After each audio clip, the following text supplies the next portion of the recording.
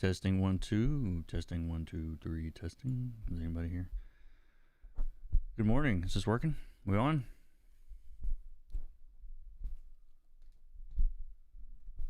Nice. I have a haircut today too. Finally. I gotta show you guys. I'll pull it up and I gotta show you guys the before and after. It's pretty dramatic.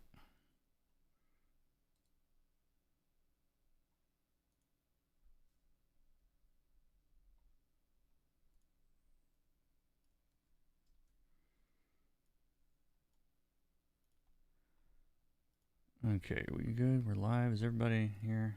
My hair's gone. Yeah, hair's gone. I was beyond tired of it.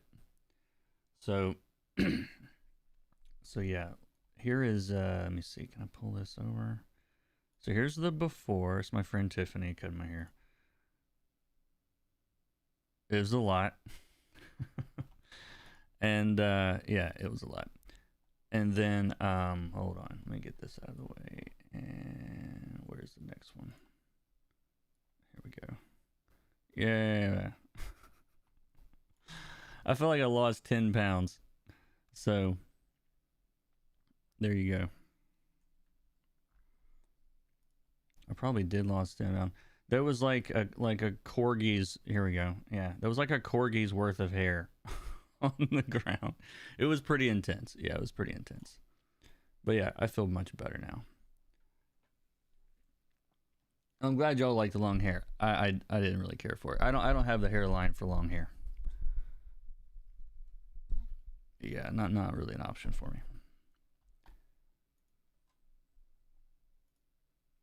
But yeah, good morning everybody. Hope everybody's doing well. Doing well. I don't think I'm awake yet. My voice is not up yet. Excuse me.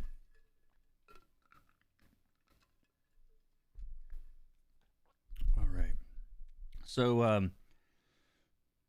we're just gonna hop to it here. So today we have some more Blue Flame #2. We have our this library, which is extremely gold, and which was fun. Which was fun to actually try to figure out how to make this look gold and not yellow.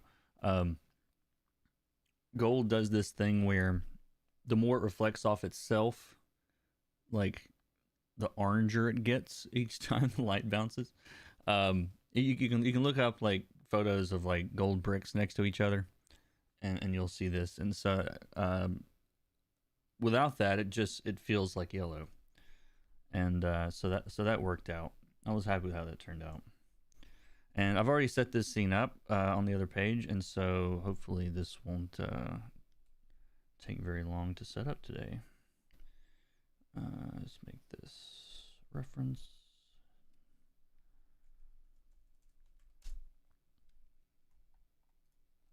But yeah. Good morning, everybody. Hope everybody's had a good weekend. If you have weekends.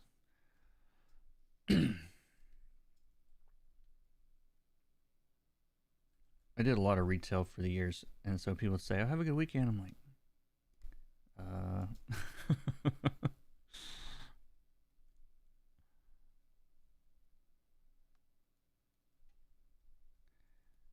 and this is another case of those like the realism going out the window. Because there's no way he would look this blue in this room. He would basically look completely gray. Anytime if you have like you add blue into a gold environment, and it just desaturates and desaturates, and the more gold light you shine or yellow light you shine on it, the more it's gonna blend with the blue into like a desaturated color. But this is comic books, and he's the Blue Flame, so he's blue.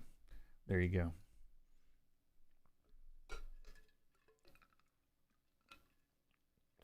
Yes, Pulp Gilder, the hair is gone. It is no more. I feel like a new person. We'll find out if my coloring powers actually came from that. Who knows? I did have someone think that, so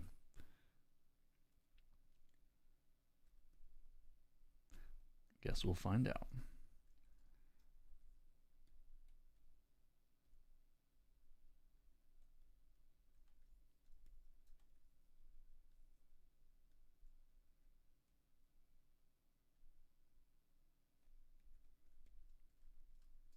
But yeah, right now I'm basically grabbing colors from one side over here, from the left side, and pulling them on the other. It won't necessarily all stay these colors, but since I've already got the base colors chosen, it's you know, I might as well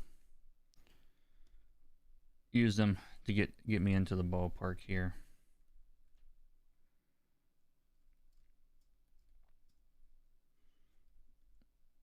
Yeah, even the librarian guy here is, he was described in the script as sharing the same hue as the golden walls. So he's also gold. A lot of gold here. We don't really see much of him on this page. There's another page we get a better look at him, but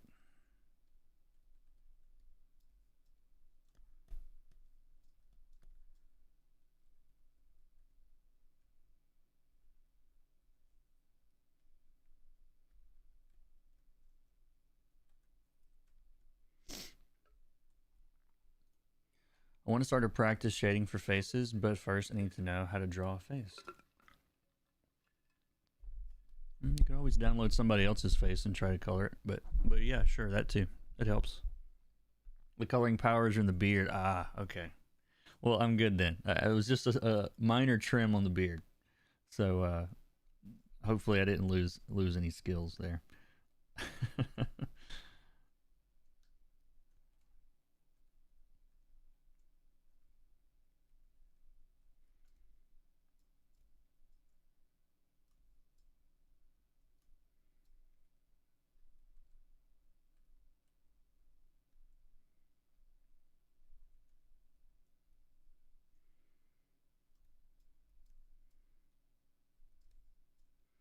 All right, I need to pull up the script and make sure these. I need to see what if these things are described as a color or if that's to do whatever I want, kind of thing. So, what are we on? Issue 2, page 16.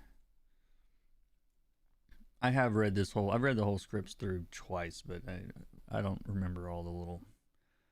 I don't remember everything. Right, let's see. Small gate.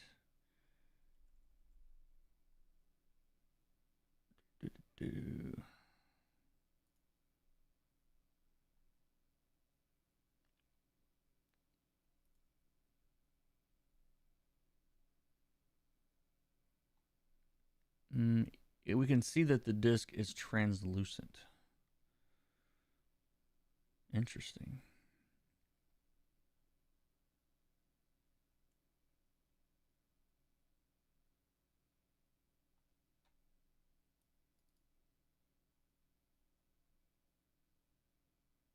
All right.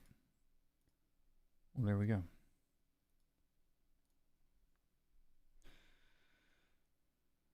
What mic is that? I need to get a new mic for videos, but I don't know. Well, remember I've been doing this for like 10 years, and so this is like the culmination of about 4 microphones. But I would recommend starting with whatever you can whatever you can go with. This is a I don't remember what this is. A Shure SM7B, which is overkill if you're talking about buying your first microphone. So my whole setup didn't cost as much as this microphone when I got started, probably. So yeah, don't worry about the mic too much. Just as long as people can hear you, it'll work.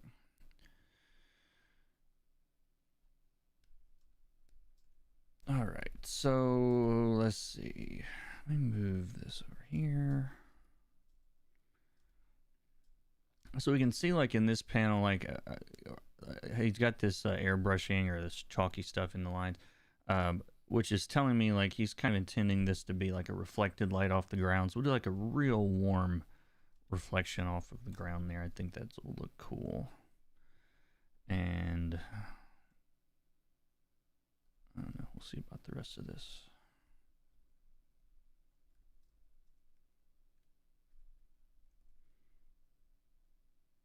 It was interesting trying to figure out, um, like when everything is gold, like how to make a color scheme kind of work for that.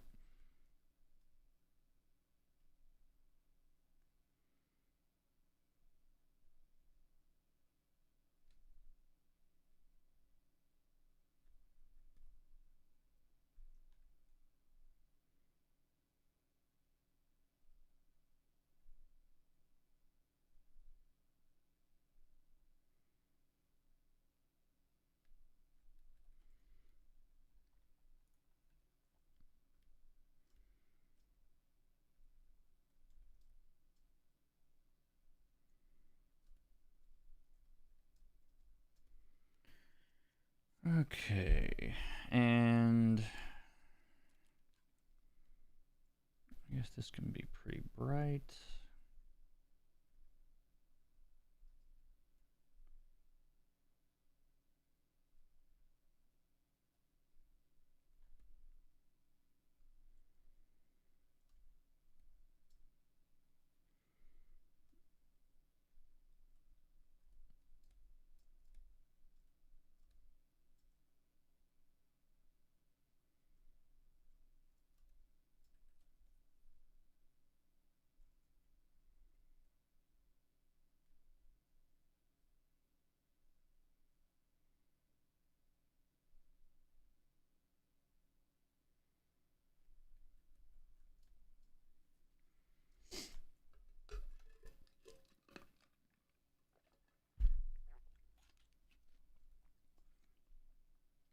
All right, so I'm going to select him on this panel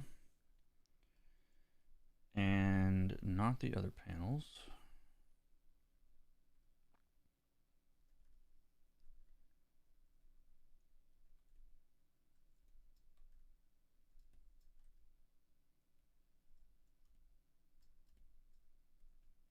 And I'm using a hard light layer on top to sort of tint all of this like a really dark warm color, or dark for this page anyway.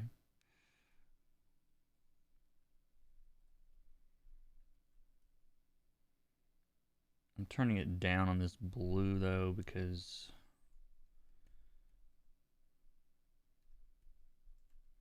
it's mixing a little too dark on that.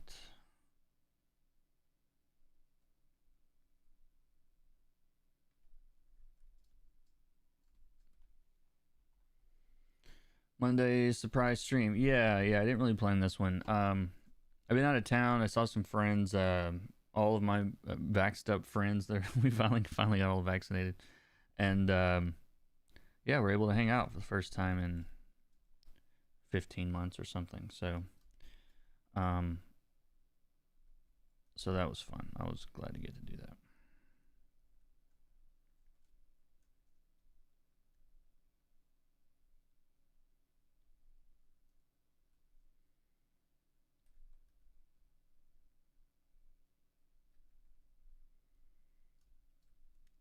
Excuse me.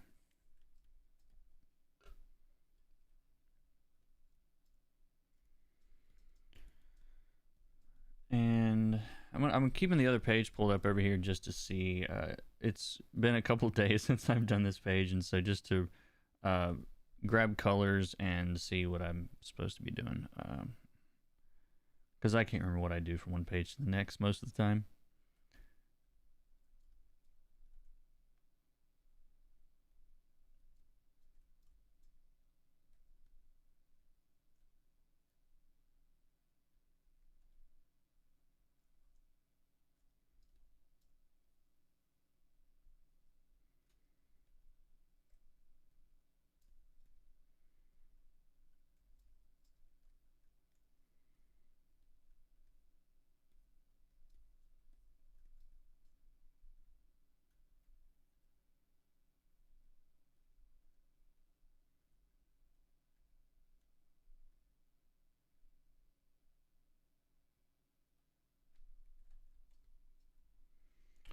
I'm also going to, what I've been doing is just making all the environment, changing the color on all the lines in the environment. So they're pretty much all gold. So I'm going to continue that.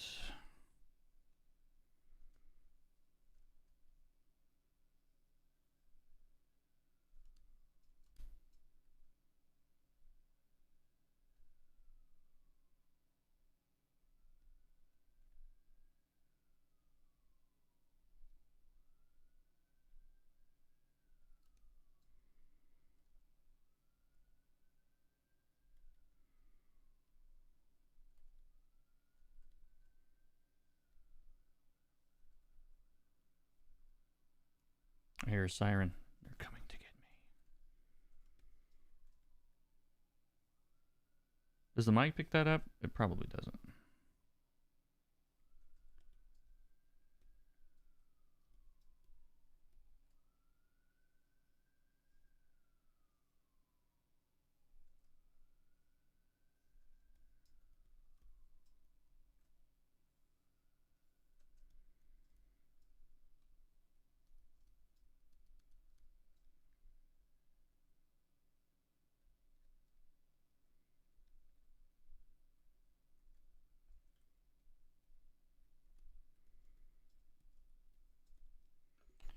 And these line colors are on a clipping mask above the inks, if you're wondering how that works. The inks are on a transparent layer, and then I just put a clipping mask, this little button right there. Put that on there, and anything I do in a layer above there only affects the inks. Cordarius, how's it going? Welcome, man. Thank you for your membership. Welcome back. The stream this Wednesday, we're going to be doing another kind of fan art for my own book, for this book. If you missed last week, my Wednesday at 10 a.m. my time is my usual stream time, and then whenever else I feel like it, I would just kind of randomly show up, like today. But I had fun doing the Miles Morales like painting thing. I haven't like painted in forever, so that was really fun. And so I want to do more of that. I'll end up coloring his lines too at some point, but I'll do those separately later.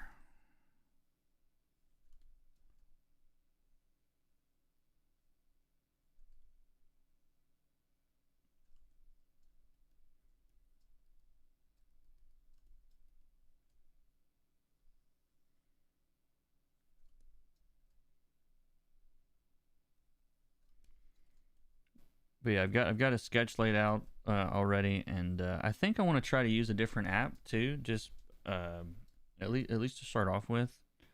Maybe Sketchbook or something. One of those apps that everybody's always asking me about. But anyway, we'll see. We'll see how it goes. Last week of your internship, you're designing advertising designs and finalizing logos. Nice. I I know next to nothing about graphic design. The only thing that I know when it's not any good. I'll very quickly tell you when something's not good. But as far as like being able to do it myself, yeah, I'm that guy. I'm like, all right, I know this is a good one or this is a bad one. But as far as like, I've got a good eye for what someone else does wrong. You know. I mean, I think that's perfectly legit. I mean, you know, I'm not an NFL football player either, but I know when someone sucks at it, like, or whatever. So, but yeah, that's my like. I'll look at graphic design and I'm like, that's really awesome. I don't know how to do it, but that's really awesome. Or that's really bad. I would probably do that, but I can tell it's bad. How do you find your area? How do you find your area for lack of a better word in the industry? What do you mean? How do I say what now?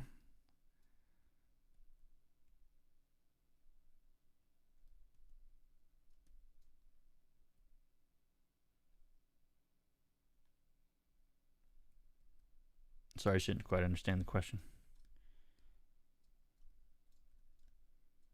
Or how do I find it? Like, as in, what do I think about my like comic book industry? Is that what you're asking? I've seen so many not make it through BFA review and have to switch majors because they couldn't get it. Yeah, I figure it's kind of like I don't know. There's it's kind of like coloring to me. It's like there's a lot of people that's like, oh, I can't draw, so I guess I'm gonna color. And like yeah, I mean that can work, but it's like you have to know. You don't necessarily have to be able to draw to be a colorist. But there's in the big but. But you have to know like 90% of the same stuff. You know what I mean? As far as like from composition and shape and depth and perspective and atmosphere and like all those all the things that a good painter would know or a good artist would know. But to be a really good colorist, like you kind of have to know a lot of the same stuff. I mean, do you have to be able to create it? Like maybe not. Like I guess there are people that color and don't draw, but most do.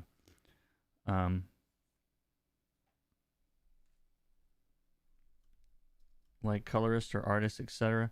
Like I just don't understand what you're asking there, UL. And sorry if I'm messing up that name. Could you just be more specific about what you're looking for there? Yeah, it's very similar to color, working with shape and space. It's so technical, but also free. That's why comics go hand in hand. Yeah, it's all the same. Most of it is. Yeah. That's what I've found is the deeper I look into all these different types of art, whatever, it's like everybody's playing with the exact same set of rules. You know what I mean? Or not a set of rules, but you know what I'm saying? They effectively are rules. I was noticing it last night. I didn't finish it. I got tired and went to sleep. But I started watching that new, I love David Attenborough documentaries, the old nature stuff. And he's got a new one on color. And he starts off at the very beginning talking about how color can, in the animal kingdom, he talks about, animals, getting the attention of mates and, trying to hook up. And then you've got the ones that use color so that they don't draw any attention. And I'm just like, this is my job. Like this is my job every day, is make something come forward and make something else go back. Like, and it's like, is the thing you need to come forward different from what's around it? Check. And if you need something to recede, is it similar to what's around it? Check. Like, I mean, that's like 75% of the job. David Attenborough is full speed ahead, dude. He is making documentaries, man. He's in his 90s, I'm pretty sure. But no, he's still out there, man.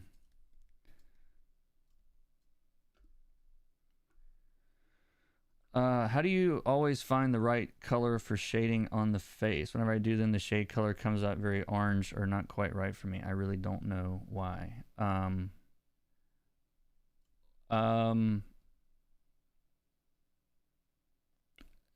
There's not going to be anything like, there's no sound bite I can tell you for that. If it's too orange, turn the saturation down. If it's not the right color, shift it a little bit toward red. If it's too red, shift it toward yellow. Like, you only have two choices for all three elements of color. It can either be lighter or darker, saturated or more saturated, or in the case of orange, more yellow or more red. It's like, and you're asking like, how do I arrive at the right color? Many times I start with that wrong orange and just adjust until I'm there. Like, like I don't just like grab a color and be like, oh, here we go, and that's it. Like, I'm gonna put a color down and go, nah, that's not it. I'm gonna massage it, you know what I mean, and make it work. So I mean, I know that sounds like an oversimplification, but like it's different on every single page. Like the colors of his skin here are different than the colors of his skin everywhere else on this book, because of the environment, you know. So anyway, sorry I'm talking and not coloring, but you guys know how that goes. Um, on my channel, I'm terrible at both. I've given up on trying to fix it. I don't think I can.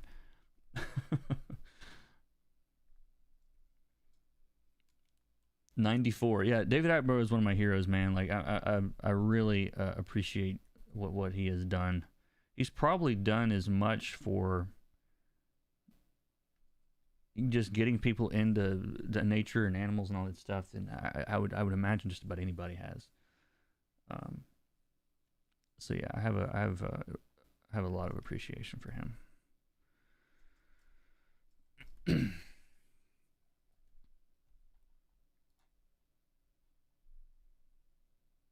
But yeah, to answer your question, UL, and again, sorry if I'm messing that name up, but I mean, I looked for jobs, you know, that were related to what I wanted to do, which for most of the last couple of years has been coloring.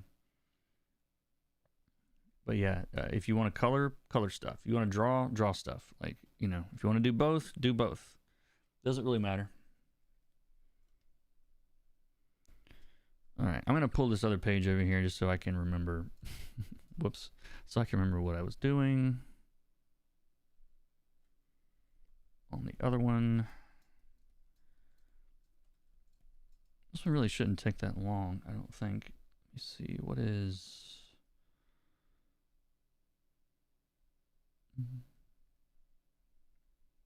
This color, this overlay layer is doing a lot of the work on these pages and making them look like they're gold instead of just yellow.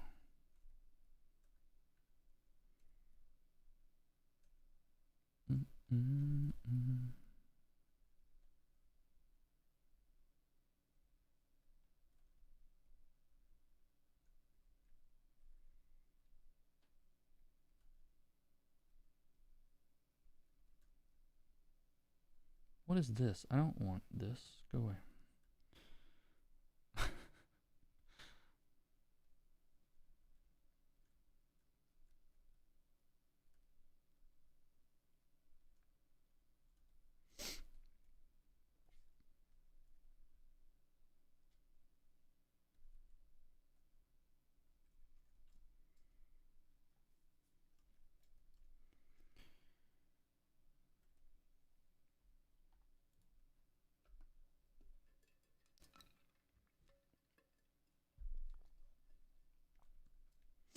What's the point of adding so many layers when you can just do one layer for the whole drawing? You could. You would severely limit your editability afterward, but you could. There's nothing wrong with that. I don't work that way. Because I want to be able to change anything I've done at any point. Not everybody works this way, but this is how I do it. Let's see. What am I doing?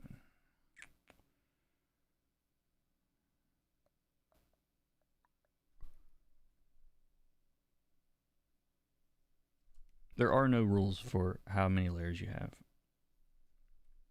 If you want to work on 1 or 20 or 1,000, go crazy. More power to you.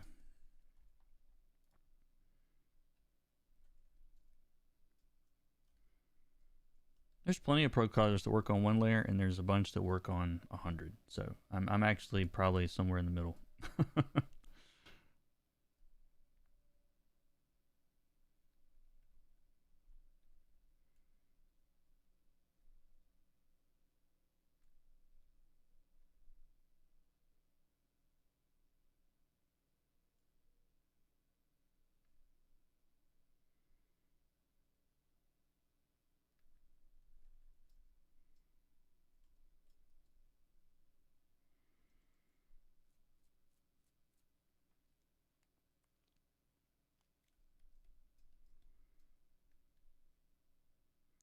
Okay, I don't.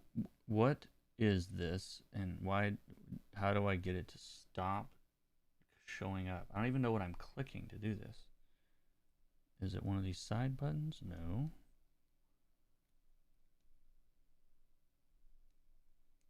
I don't know why they keep showing up, but it's getting on my nerves. Click, click, click, click, click, click. I don't know what's causing that to happen. Some combination of buttons I'm pressing is causing it to show up. If anybody knows that, let me know.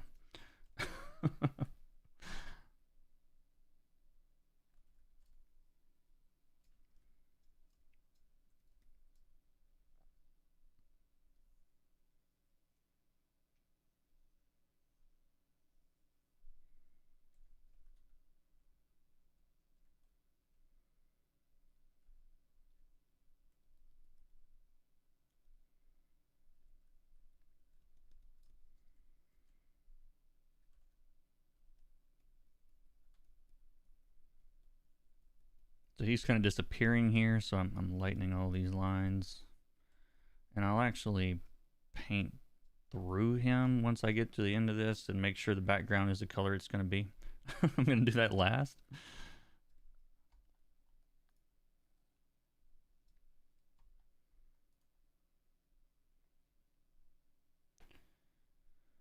You gave me a great foundation for how I color. Like, my work is becoming good because of you. Awesome. Thank you, Cordarius. I am very glad to hear that.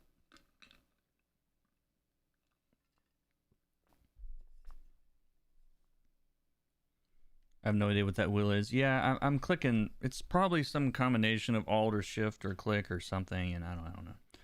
It's irritating, though.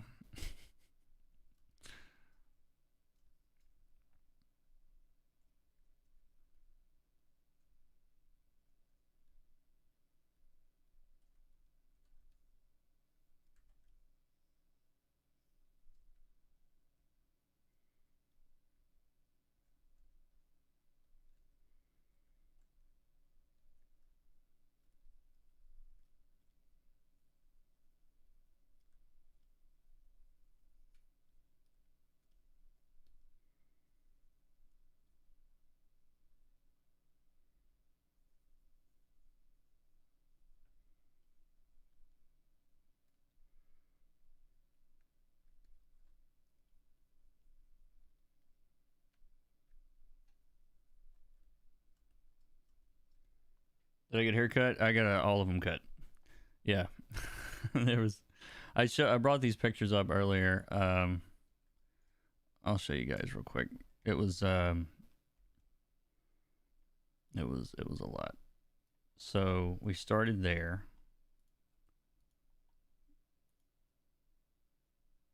All this stuff. Yeah, this is my friend Tiffany cut my hair. This one. And let's see, where is whoops. And then there was like a chihuahua's worth of hair on the ground. And then there's the after. Yeah. So yeah, no, that my hair's gone. The hair's no more.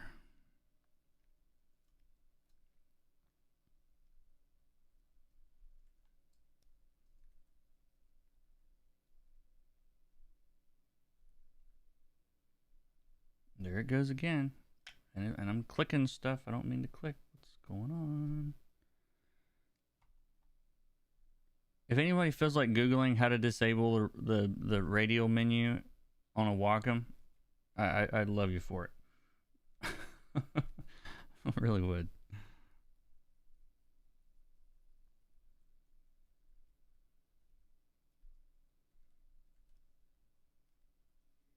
I'm pretty sure it's just called a radio menu.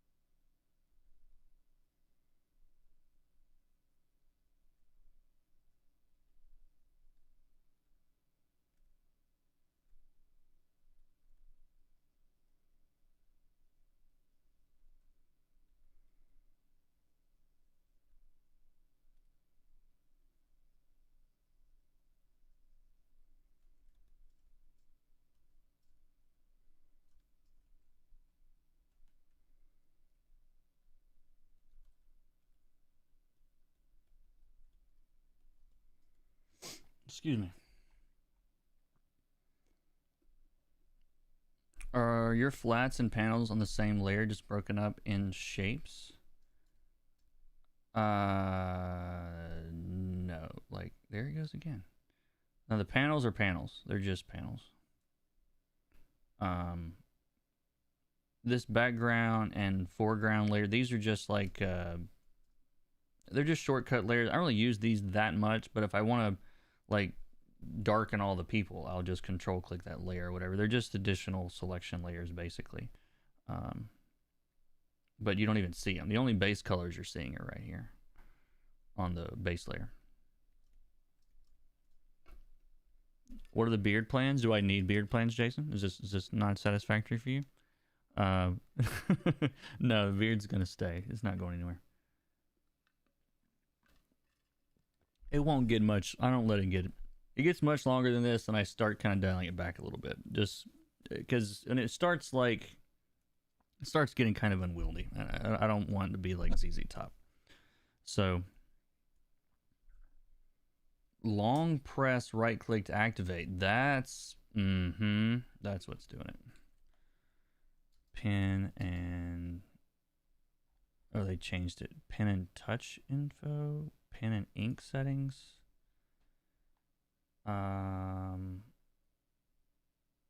Show visual effects. Show cursor. Ignore apps. This has got to be in the Wacom settings, huh? Yeah, that's not turned on right now. Let me try the Wacom settings. Right click.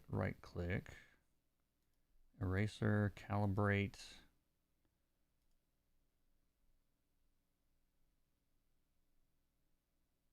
Yeah, I'm not seeing it.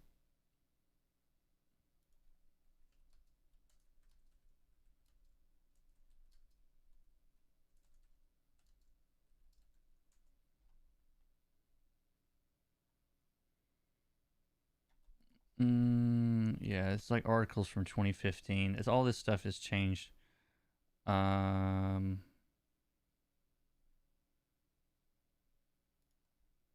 Disable pop-up menu.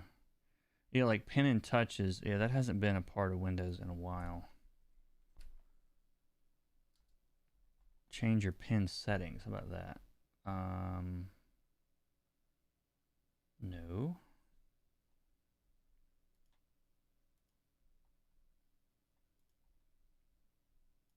If it's a long press, at least I'll try not to do that.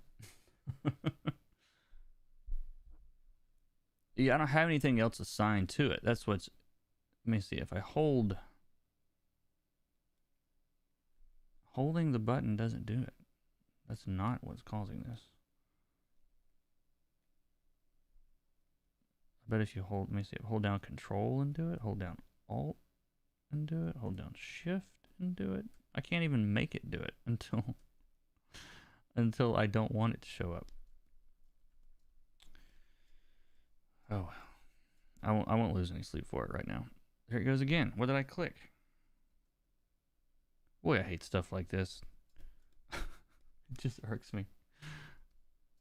I have everything set to right click. This is only set to right click.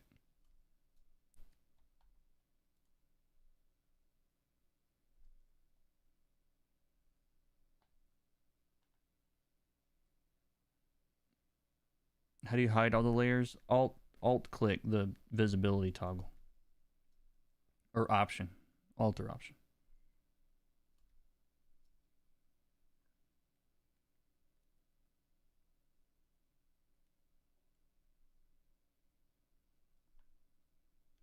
Yeah, I don't know. I'll keep working on this for now, but yeah. If anybody else finds anything else, let me know. See? What if I click this? What does this do? Radio menu. Oh, wait. On-screen controls. All right, we're getting somewhere. You got to click the wrench. Radio menu. Okay, there's radio menu. Keystroke assignment. Display toggle.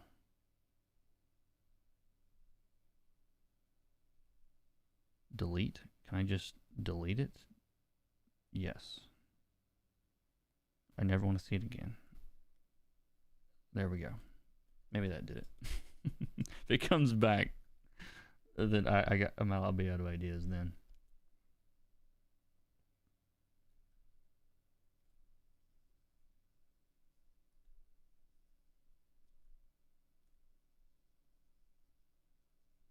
Crisis averted.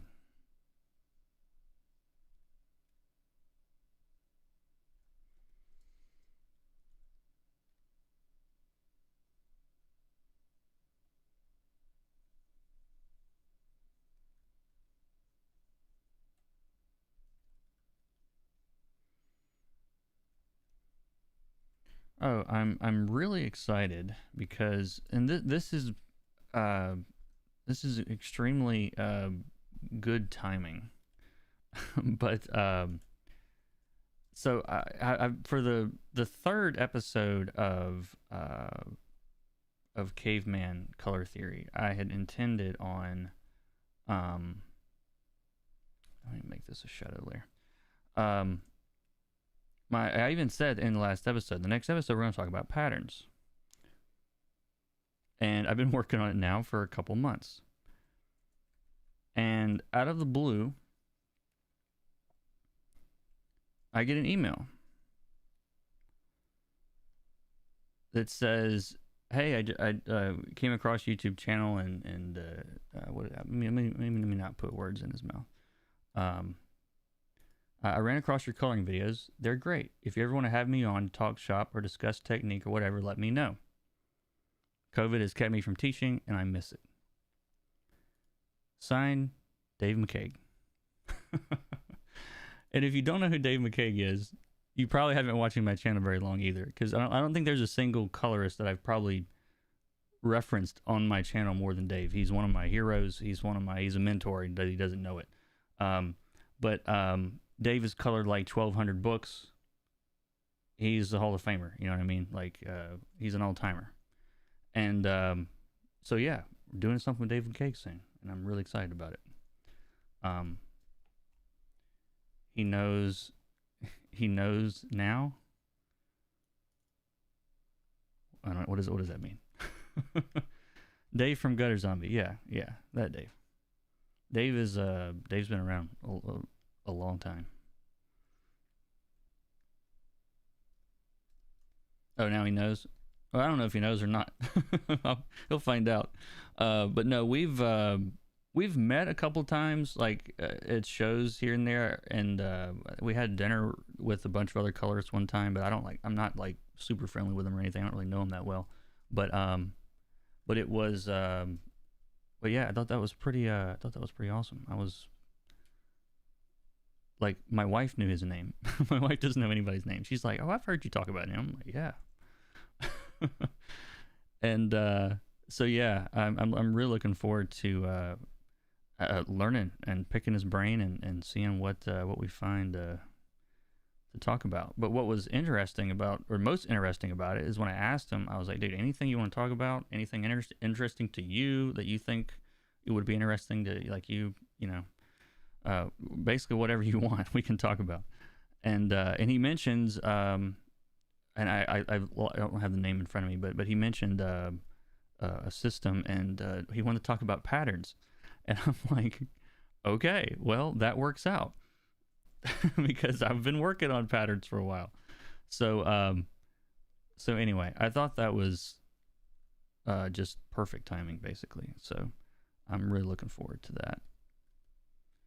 And I would like to keep it very kind of like the Matt Wilson interview, is very kind of low key, and just do a little pre-discussion what we want to talk about, and then just kind of get going live with it and let you guys just basically make it a conversation about all this stuff instead of like trying to overproduce it or anything like that, but yeah, I'm pretty pumped.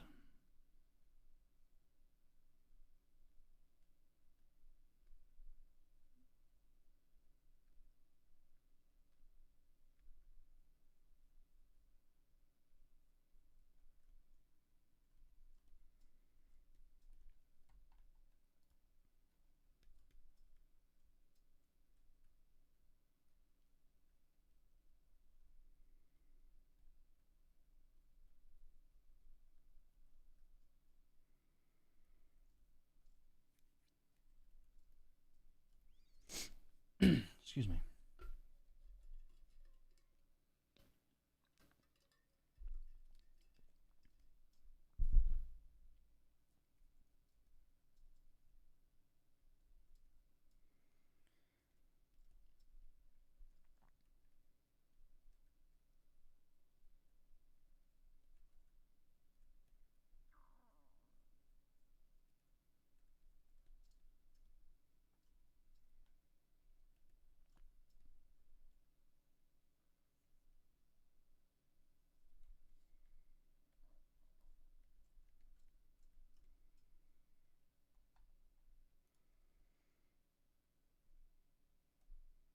Finally got around to watching your Procreate class. It's really hard when you drop something like learning Procreate and need a refresher. It's really well done. Oh, thank you very much. I'm glad you like it. Yeah, I'm trying to figure out what I'm going to do next course wise. I was just talking to my wife about that the other day. I need to get something else out, and I'm thinking about going with I don't know, something more on the just the painty side of thing instead of like specific for coloring, because I've kind of I've done a lot of that. So I'm probably gonna do something like sketchbook or and something more about drawing and sketching, that kind of thing. That's kind of why I've been practicing more of the painting stuff lately, so that I know, you know, what I want to do.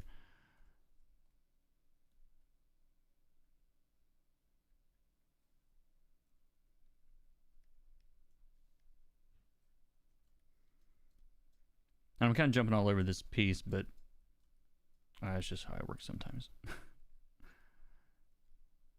Or this page, I should say.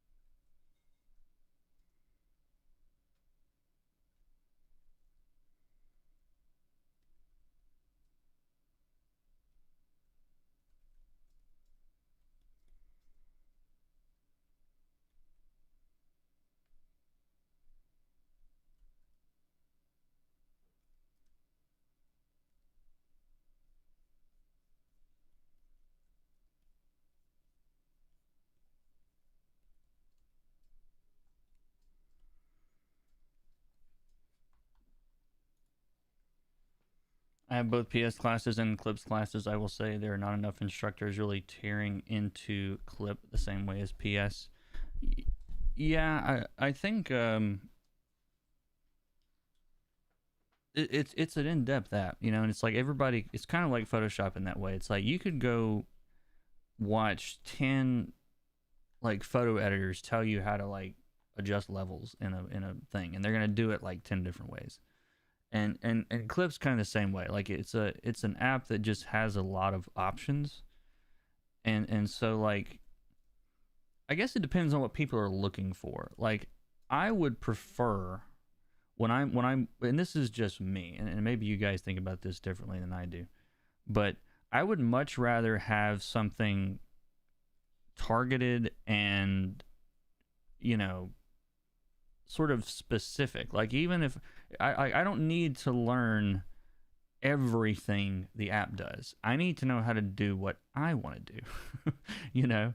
And it seems like there's a lot of like uh there's a lot of that kind of middle ground of just like, well, here's a way to do this. Or hold on, at some point, where did I deleted a bunch of shadows at some point. What just happened? I gotta back up.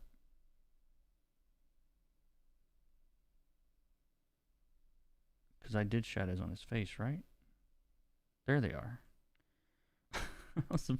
I'm like, wait a minute. I'm glad I didn't outwork my undo levels. But yeah, I deleted something I didn't intend to delete there.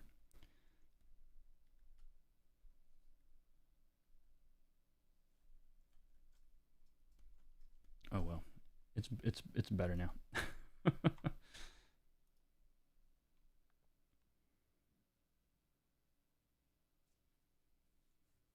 Yeah, and that's kind of why like I've kind of leaned toward you know, if I do a course on coloring with Clip Studio, like I did, it's about coloring with Clip Studio. Like, it's not like here's the 47 menus and the 60,000 things Clip does. Like, oh, did I move? Am I just flying willy nilly crazy here with my? What am I doing?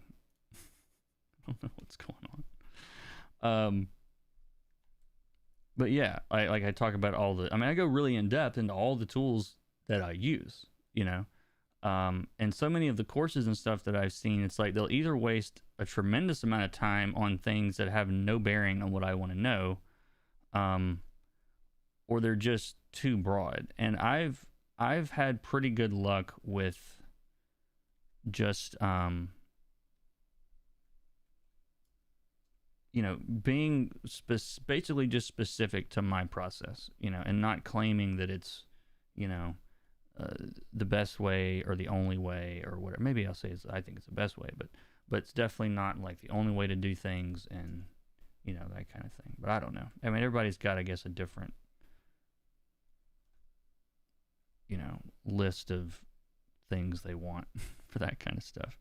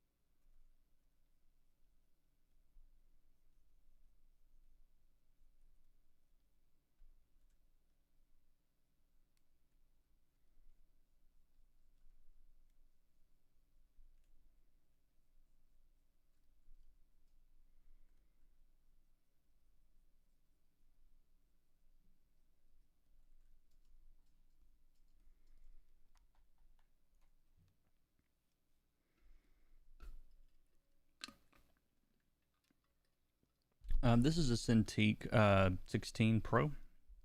I do still have an iPad. It's somewhere. It's over here somewhere. But yeah, I usually draw in Procreate on it if I'm drawing or painting or whatever.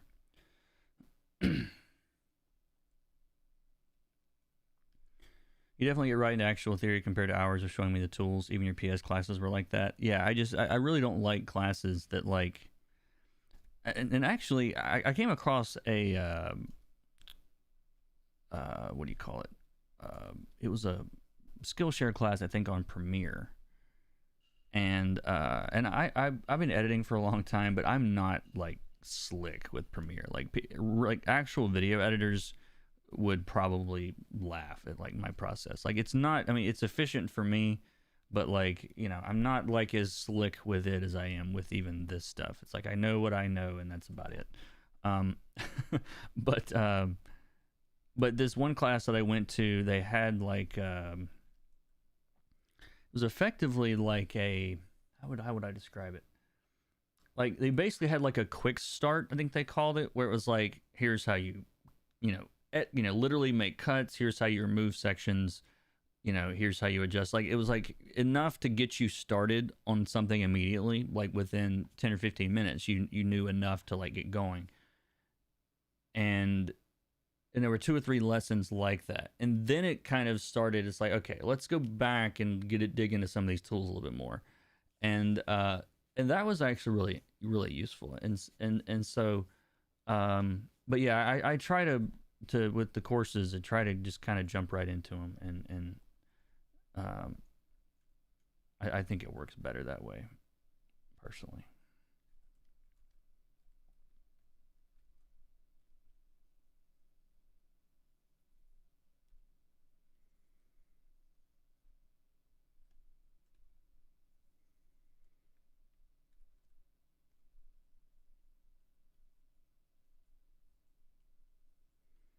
I'm kind of creating the shape of this thing in here, because obviously it's pretty it's pretty simple in how it's done, but it's meant to look translucent, and so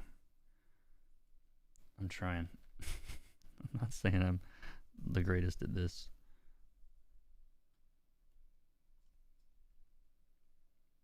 But I'm trying.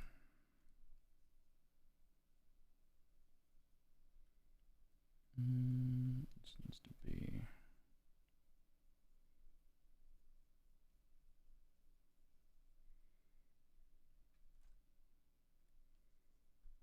I know we won't see this up close that much. So.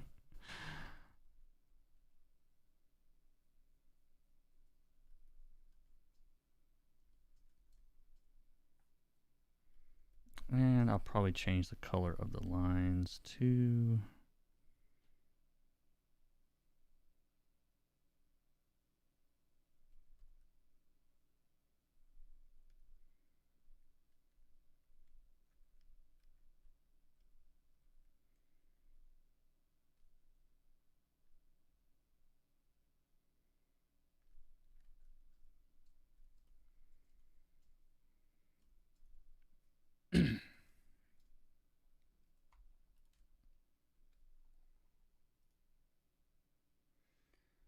The panel in the background is what I want to. The panel in the background is what I is. Sorry.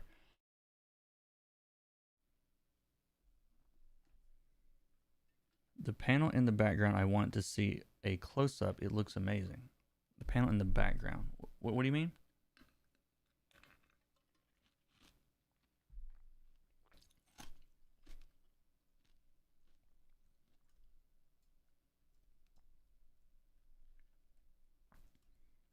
The one behind this window? You know the one on the left over here? This one?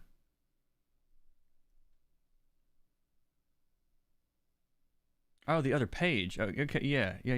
Okay. Um, I mean, it's a striking looking panel, but it's pretty simple from a coloring standpoint. Um, and yeah, the floors in here are meant to be kind of shiny too. You see all these little vertical lines going in the floor, like that should indicate to you that the floor is reflective. And so yeah, I tried to like paint some reflections in the floor, and yeah, like I said, the whole place is like gold, and so it's just more gold reflecting off more gold, getting more and more and more saturated. You know, so but yeah, yeah, that's how that looks.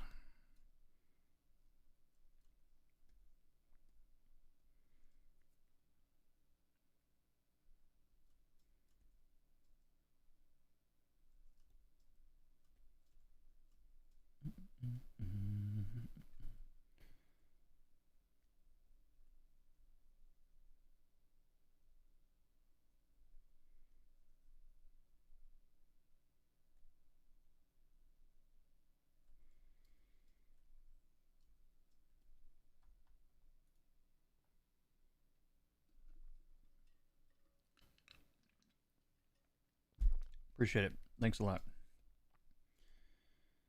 All right.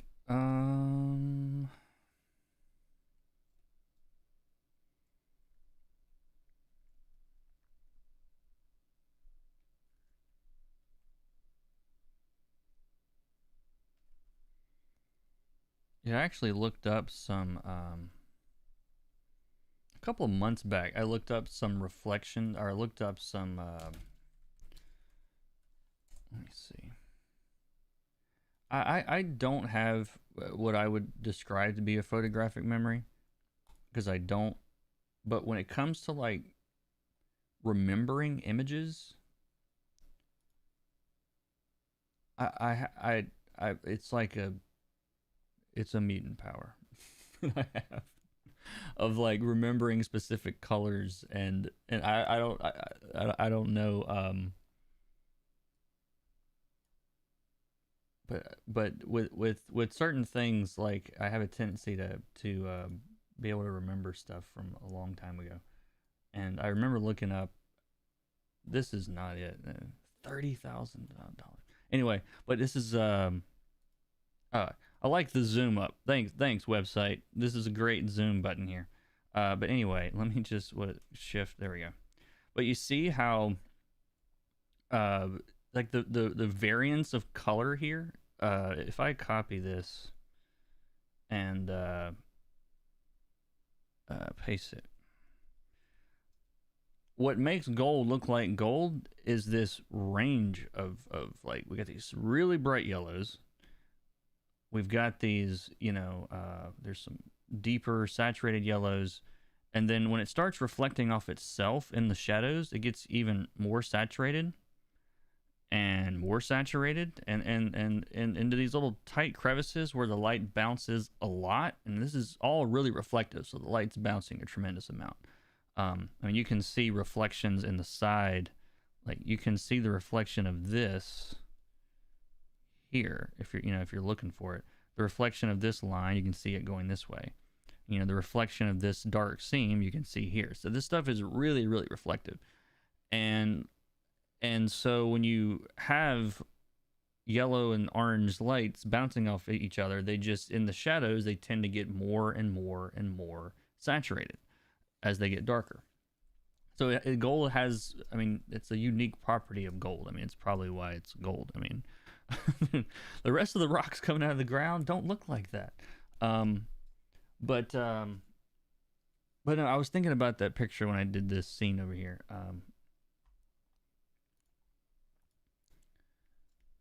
I hope you're not too late. No, you're good.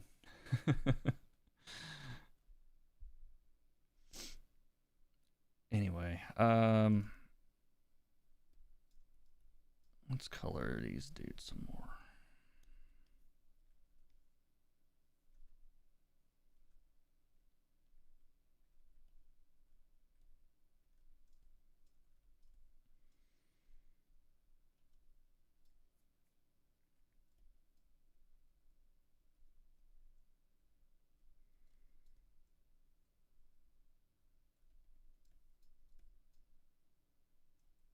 What did I do over here? I don't even remember. I think I just...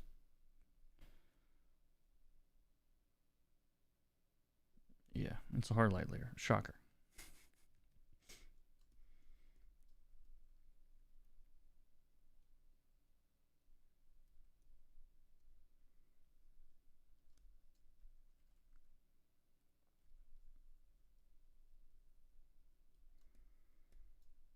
So these are really small details on these pages, so you don't have to go too nuts on the detail. These are really small.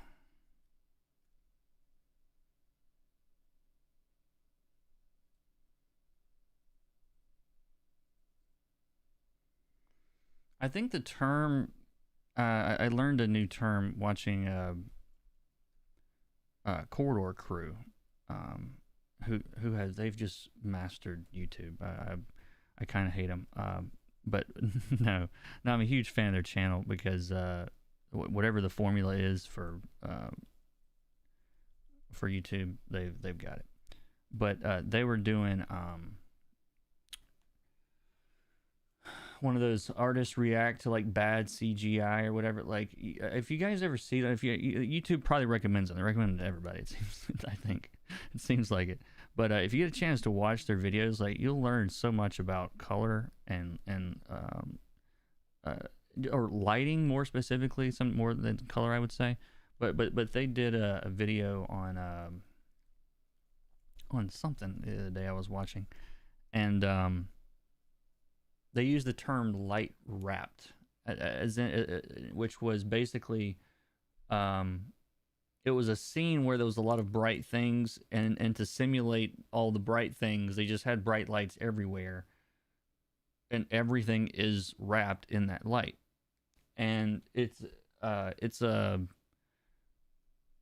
term that I hadn't used before, but I was thinking about it on this page. I'm like, because these guys would absolutely be light wrapped if if they were in a real location.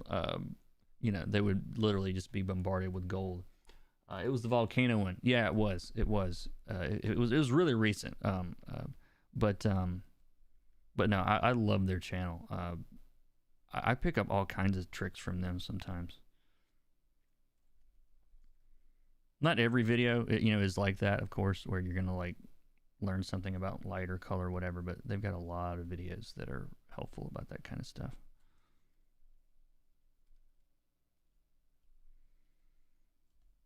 Because like their job is the same as my job. It's like get all the elements on the screen to read, or on the page to read, or whatever. It's like, it's why I study like cinematography and like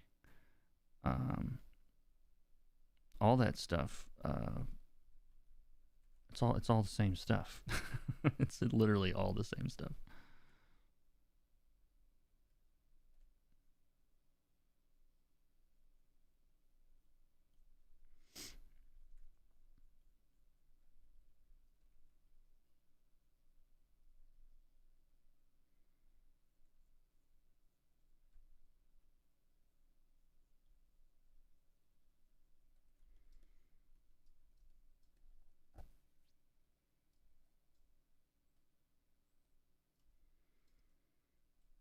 Oh yeah, I would hate to be them watching like, I don't know. I kind of have that problem though. Like I have a similar problem with when it comes to like focus and composition, and like I was watching Falcon and the Winter Soldier, and I almost have to like, oh, you guys let me know if this moves around accidentally. Let me know. I'm not intending to do that. Um, I'm sure there's like a lock it down and don't move thing, but yeah, lock preview. There we go. Later on, when I can't do something in OBS, remind me that I locked it, because I won't remember. But I have the same problem. Like I have to watch some movies twice. It's like I've got to watch it first for the movie, and try not to be distracted by all the things I want to go back and look at for the art reasons, because it'll totally take me out of it. And like I'll realize I didn't listen to anything that anybody said, because I was too busy looking at like the bounce light or something, especially with like really anything with just good cinematography. Like I have a hard time turning that off. Just like turning off that that thing, whatever that thing is. Like, I'm not trying to study right now. I want to watch this movie.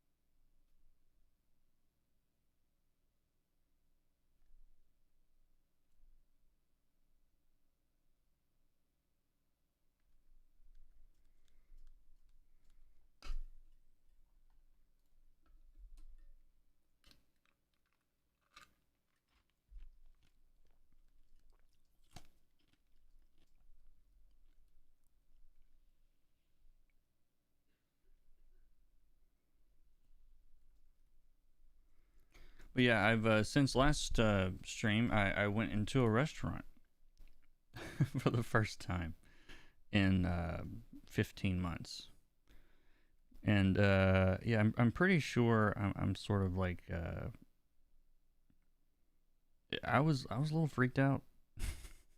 I was like, because we hadn't been anywhere. Like we literally like, I mean, I've done some pickup, curbside pickup, that kind of stuff as far as like going into a restaurant. And here, where like 80% of people aren't vaccinated yet, or even listening to anyone. So yeah, I'm probably not alone. I guess I know I got some friends that are like, yeah, it was cool, and I'm a little freaked out. I'm like, yeah, I know what you mean. I'm there with you.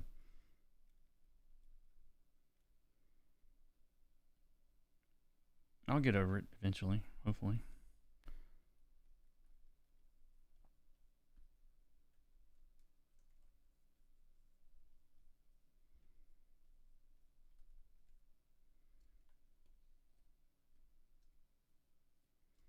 I don't go out. People give me anxiety. I mean, I kept just telling myself, look, I'm vaccinated. Like, my buddy's vaccinated. Like, we're probably fine. I mean, I had a mask on and everything until I was eating, but it was like, yeah, it was very weird seeing. There's a lot of people around here that don't do anything they're supposed to be doing. So they should do vaccine tourism over there since no one wants to vaccines. Honestly, like we're reaching like what do they call it? Like the tipping. We're like past the tipping point of like the people that want to get vaccinated have probably been vaccinated, and now it's like I don't know what the next step is, but to me it's like they should go to places that aren't getting them. Like India right now is a mess with their numbers, like, and they can't get the raw materials because no one will send them the materials, I guess, for the vaccine, is my understanding. But yeah, like I don't know. They should go to places that want them. I mean, and I realize that's way easier said than done. Probably, and I'm sure I'm oversimplifying. International trade or whatever, however that works. I'm not an expert in any of this stuff, but it seems to me like if it's as bad as it seems to be in those places, then they should, they should probably get some vaccines. Like, it's really frustrating, to see all my, friends on Twitter and even in Canada that can't, can't even find a vaccine right now. And then here we have like literally tens of thousands of appointments going unused. I saw a thing the other day. They were like, Mississippi has 70,000 open appointments this week, and that was 2 weeks ago. So I don't, and they've already started like shutting down some of the, some of the drive-through places and stuff like that. Lots of other countries have now committed to sending. Okay, good. Like I'm hoping that, this is something like let's put everything, all the bullshit down, and let's help each other. Like really, like no, we are the world. I'm just really, we should be helping people get better with this. Like it's, it's like this is not funny. Like yeah, let's help people out here. It doesn't help. Yeah, I mean, it helps everybody if we help each other. Like that's the thing. Like it really does. It's like I mean, we've seen how easily this thing hops around in airplanes. You know what I mean? So, you know, yeah. But yeah, it's frustrating when there's a lot of people I know that want it and can't get it, and then I hear about, you know, all the vaccines that are going bad, not being used. It's kind of sickening, and also very American feeling at the same time. Like they've set up, like in the restaurant industry, it's like they've made it damn near illegal in some places to give away extra food to homeless people. It's like it all goes in the dumpster in the back. It's like what? It's we have some real screwed up. We have a lot of screwed up policies, but that's one of them.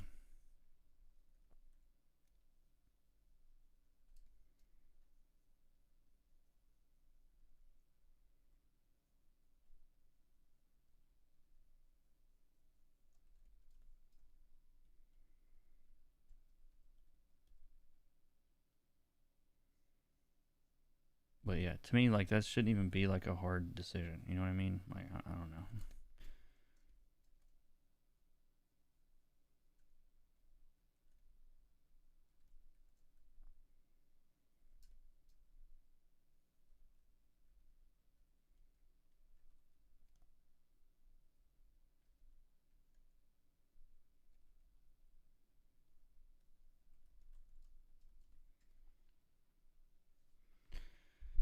So you didn't feel invincible walking around with a vaccine? No, invincible is not the word that I would have used. Not at all. I'm holding off on getting the vaccine. I work from home, but I totally agree. Sending those shots. Yeah, I mean, everybody. I mean, make your own decision. I mean, I get it, but yeah, if I mean, for me, it's like I've got friends that really did not understand like the whole like staying in like completely, and I'm not gonna get off on a soapbox on this, but like for me,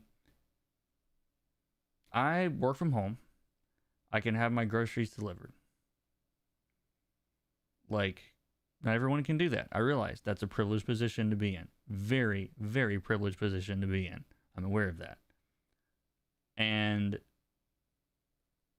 for most people, you already don't have a choice because you're out with your job or you have to, your kids are going to school or whatever. Like you already have like all these vectors coming in and out of your house all the time. I don't have kids either. Not having kids. So like for me it was an easier choice for me because if like my buddy's a nurse, we were talking about it. It's like he's seeing sick patients every day and he never caught it, by the way. Masks work. um but um but anyway, like he is working with these people every single day. So like a trip to Walmart with a mask on, it's like, is it that big of a deal? For him, no, I totally understand. But for me, it's like, why would I put myself in a position to be at risk when it's unnecessary? And that's all it was for me. It's like, because if I'm out gallivanting around in Walmart, every week for no reason and I get sick, to me, that's just stupid on my part. Now, if you're someone that's already out and about and don't have a choice anyway, I understand. I do understand. But for me, it was like, I don't have to go anywhere. So why would I? Like, so, I mean, that was, I don't know, maybe that's a screwed up way of thinking about it or something. But like, we just, yeah, we stayed in most of the time. I mean, that was it. If we went and visited parents, like we stayed outside. Like we were we've been. I haven't hugged my mom in like 15 months or something. You know what I mean? I'm ready. but yeah, I took it. I took all this to heart. So.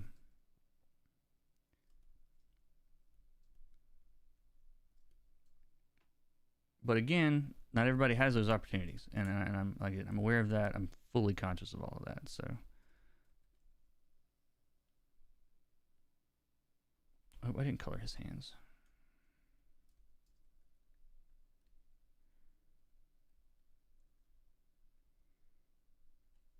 But yeah, I did go into, I mean, there's not a lot of options down here, but I did go to Walmart for the first time the other day. It was like an off time. It was like baby steps.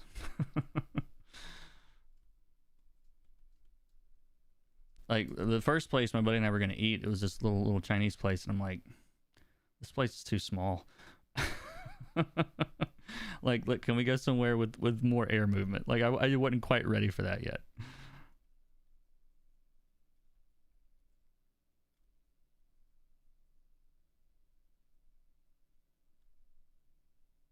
But yeah, it does a number on your head, man. Like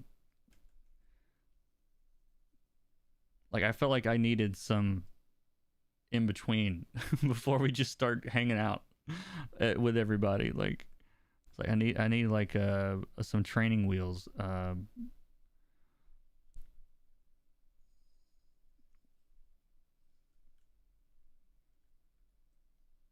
I really miss movie theaters, but I'm still not like, I'm like, do I want to go sit in a room with people for 2 hours? Probably not.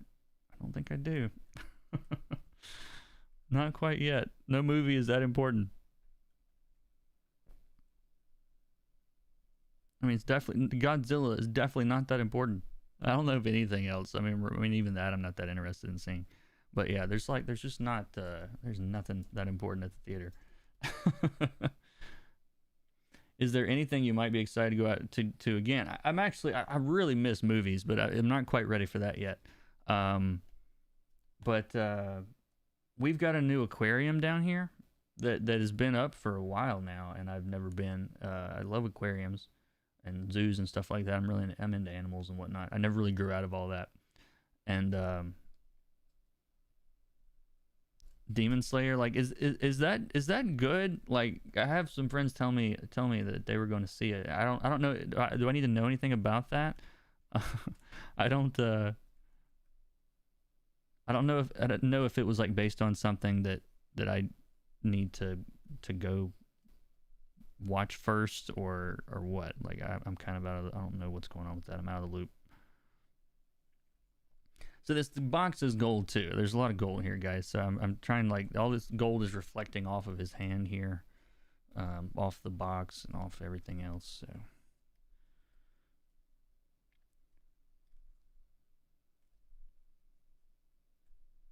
but yeah, it's funny. It's like a force limited palette with this thing. Uh, it's like everything's gold and yellow. Make it work.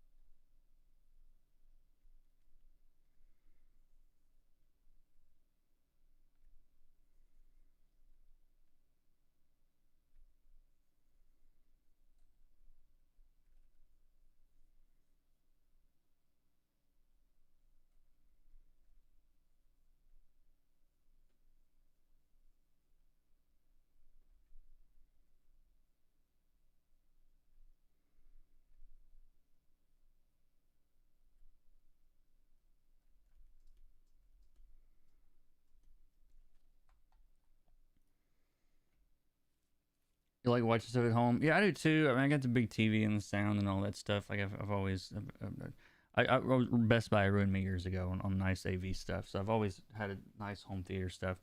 So yeah, I don't really feel the urge is not strong enough right now to get me to go. But like the first like super big budget, like insane, spectacle type movie that comes out, I don't know. We'll see when that is. I haven't seen that. Nothing's excited me enough yet. But yeah, I mean, I don't see going anytime in the next couple months. Really, I really don't.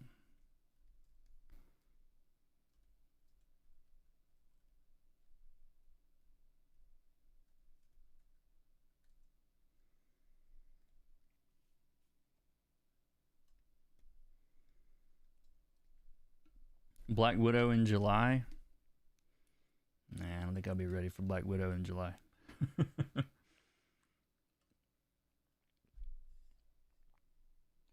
Rented out for 2 hours of gaming.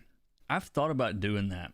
Just like me and my wife, like just rent the whole theater, like just to say that I did it once. Like, I mean, it's not like something I would do all the time, but like to have an entire theater to yourself, knowing no one else can come in, is different from having one accidentally, which I've done plenty of times. Those like 2 o'clock, showings of whatever weird ass movie I'm wanting to watch at that point. I've done plenty of those where I was the only person there.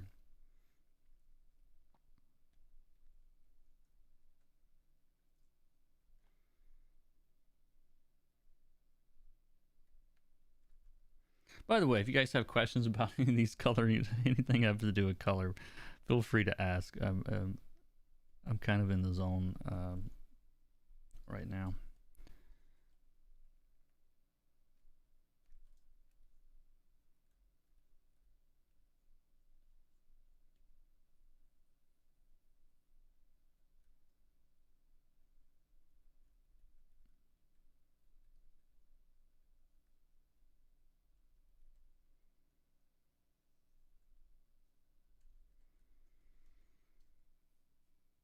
Excuse me.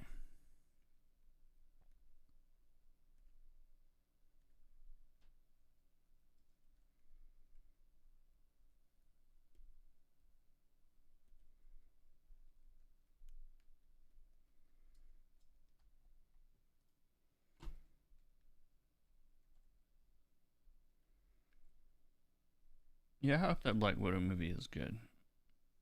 They haven't missed out really on me on any of them so far. Like, they've all been pretty dang good. So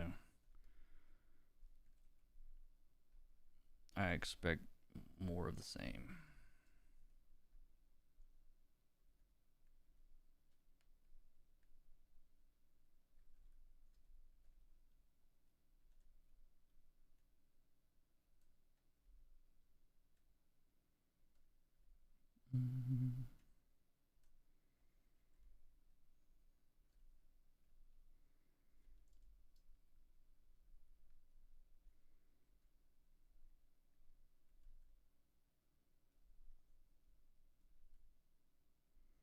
Yeah, I was talking with a buddy of mine just the other day, and I realized I'm like, yeah, out of all like the MCU movies, like I don't think there's a single one that I would say was like bad. I mean, there were some that were better than others, absolutely, but they were all at least entertaining, and that's all I need. I need entertaining. It doesn't have to be perfect. It just has to be entertaining.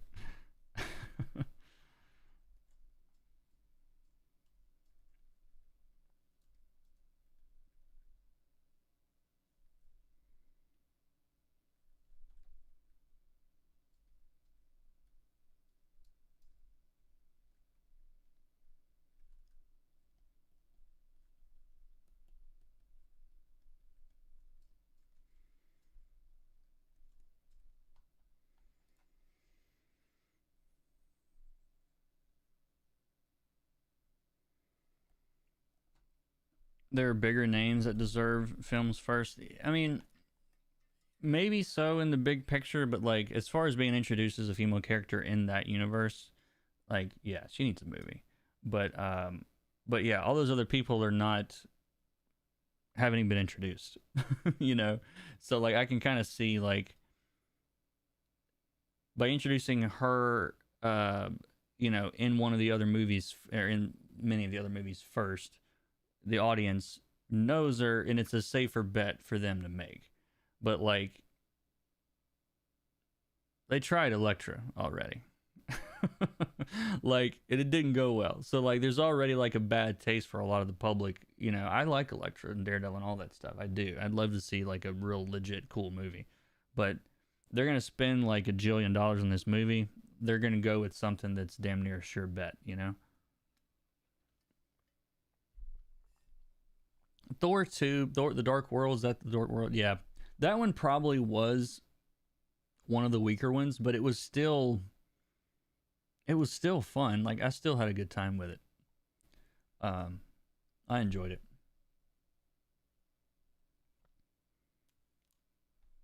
Yeah, Captain Marvel it was good to me, but also like I don't know, it was forgettable for me. Like it was like I felt like after the movie was over, as far as like there wasn't anything that like jumped out at me as being super cool or anything. Like I don't know, I wasn't super impressed with that one either. But it was still like you said, better than any DC movie I've seen. True.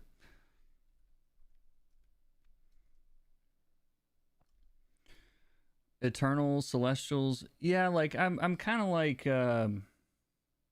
Storm's definitely not getting her own movie before the X-Men do. Like there's no way that'll happen. Um Ant-Man, I think I did I go back and watch Ant-Man again? I liked Ant-Man. Yeah, both of them were good.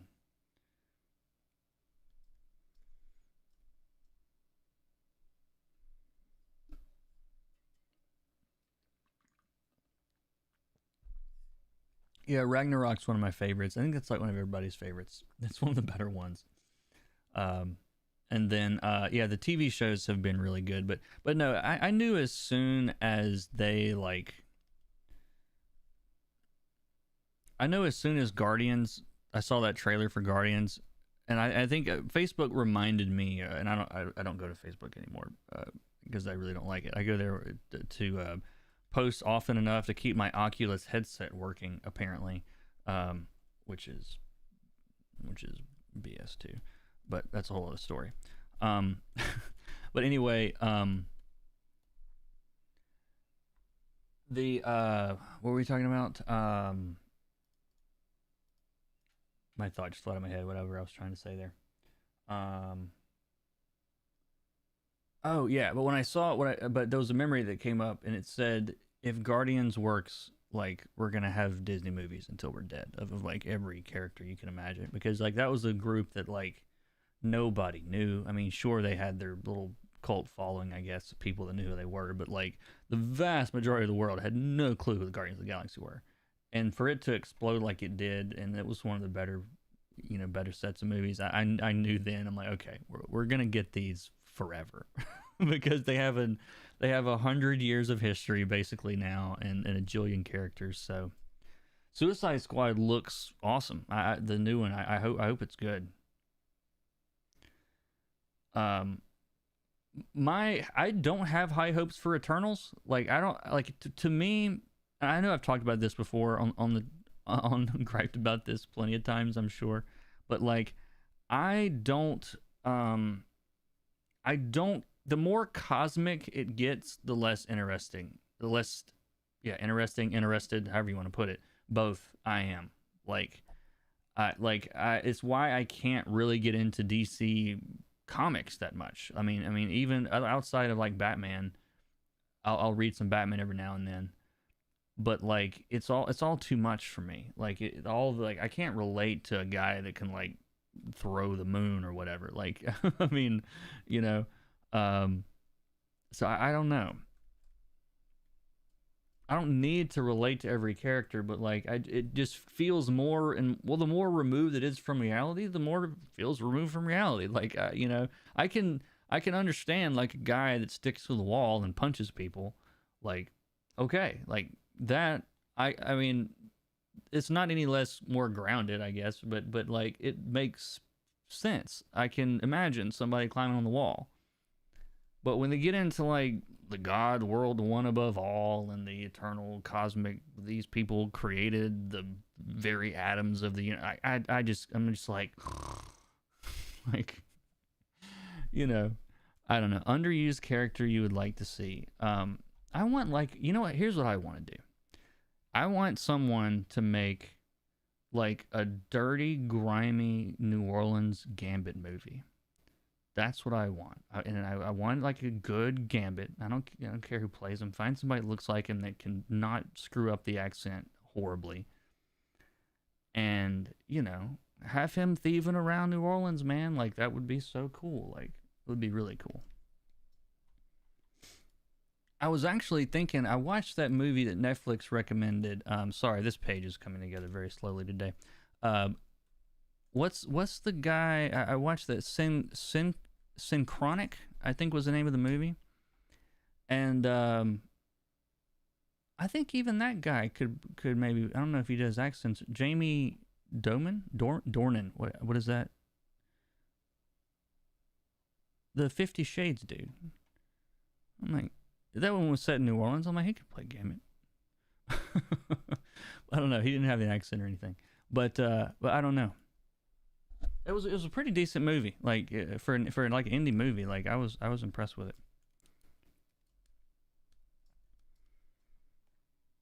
Yeah, this is one of those pages where you like chip away to it until all of a sudden it's like almost finished, and you don't really feel like I ever did a ton. Like this, I mean, this Adam's work is so strong. Like, but what else? Oh, I need to put the reflections of these things in the ground. It'll be subtle, but I'll know it's there.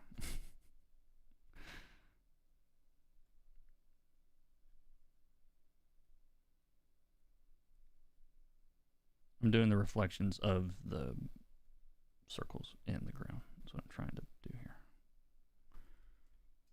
Nobody's going to notice that, but I will. I'm sad we never got a Channing Tatum Gambit. See, I never thought he would be a good Gambit though. Like his face is too wide for Gambit. Like I want him to look like Gambit. You know who would have been good a long time ago, and I think he was actually up for what was the name of that movie that he's been in 1,000 movies. Let me figure out this guy's name. He was originally cast as Wolverine before the singing and dancing guy that did such a good job. That I can't think of anybody's name right now. But he's way too old now. He's way too old now.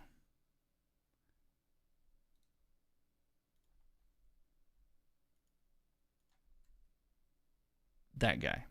He's too old today. But he's got that, like, he's got the cheekbones, the long face, the sharp chin, the hair.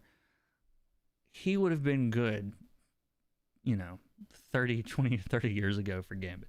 But he was originally, I think, going to play Wolverine before they cast Hugh Jackman. Yeah.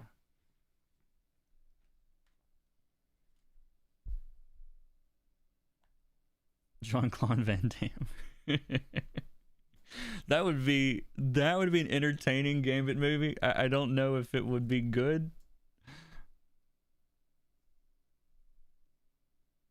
Boy, that would be funny. Oh man. Orlando Bloom. Hold on. I don't know what he looks like today. I think as soon as you said his name, I'm like, oh, the elf. I haven't seen him since. Oh yeah, he does. He could do it. He could do it. Yeah, here's the picture I'm looking at. Yeah, he could play Gambit. I can't see him doing that accent very well though. I really can't. Like I want that. I mean, the one in the '90s cartoon was not great, but I want him to sound like he's from here. I say here because New Orleans is like an hour away. Jason Alexander for Wolverine.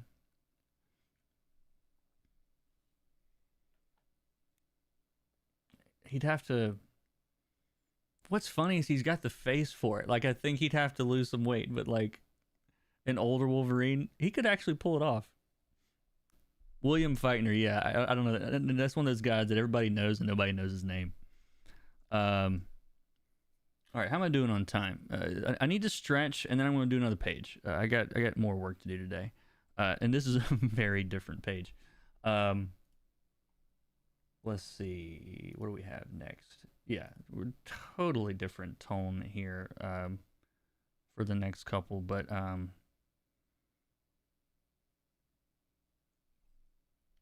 yeah, I tell you what. Actually, let me go ahead and I'm gonna dump this into Photoshop and do my little final tweaks. Because if I don't, I'll forget that I didn't do them. And yeah, let me go ahead and do this now. And then I'm gonna take like a quick 5 minutes maybe, and then maybe not even 5 minutes, and then I'll start on another page here. But let's get rid of this.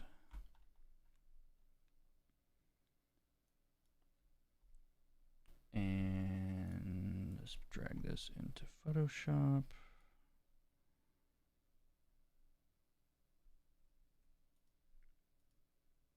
One thing about working with yellows and gold is you don't have to worry about CMYK out of Gambit really at all. All this stuff is fine. But let's see. I do want to. I don't think I can brighten this up very much at all, but I always try to get it as bright as I can get it. But it's already like pretty bright. We'll bunch it up a little bit. And darken it a little bit.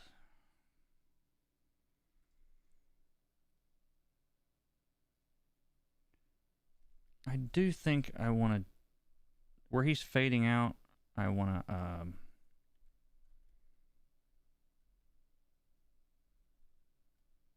whoops, that's not what I meant to do.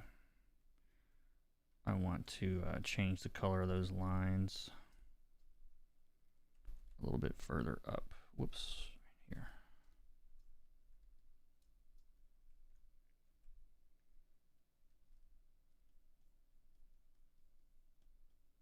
Yeah, like he's literally fading away. Much better. Sometimes it's the silliest little things that make it work better. Oh, and I also want this circle behind him to glow a little bit more.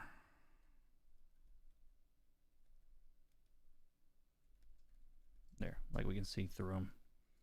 I won't do it on the top on that one, but yeah. Sorry, so this is cool, I think we're good here. And we're going to shift in the tone slightly. I'll show you. Let's see. Where are we? This is the previous page from the scene I'm about to do.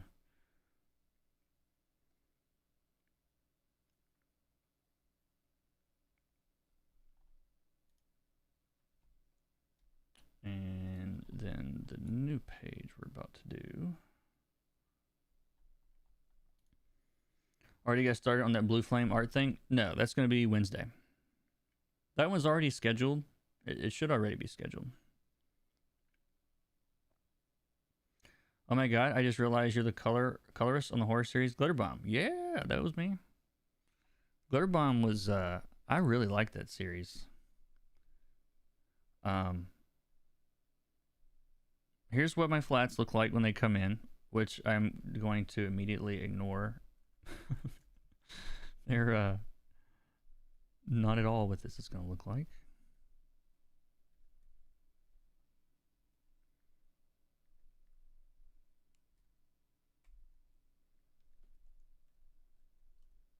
But yeah, so we're going from this to this. No, not him.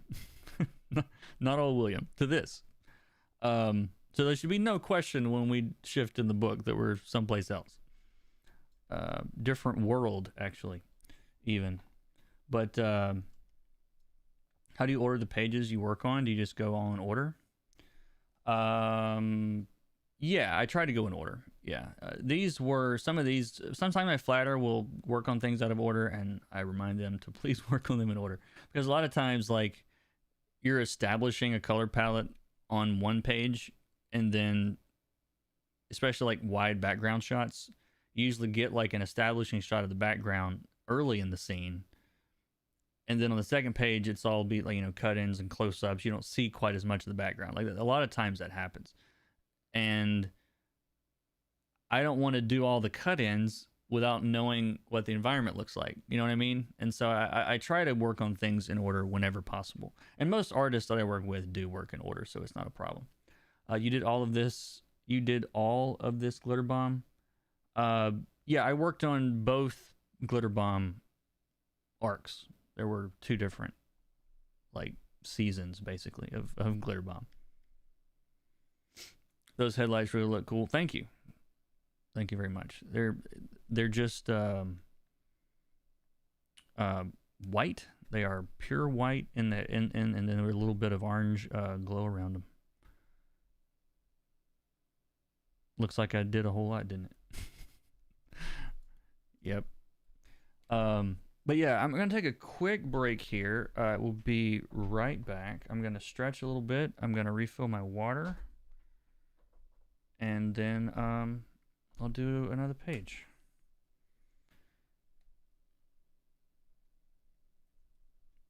BRB.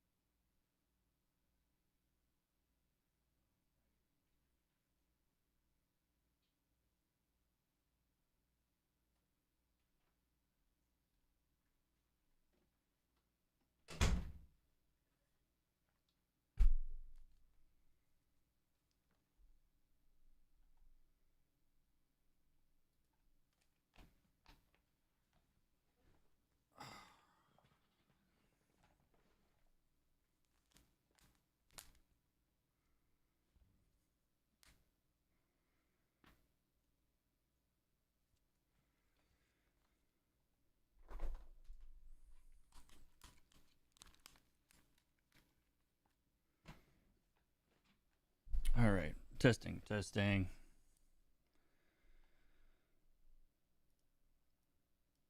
All right. So the last page is all gold, and this is all opposite. Not.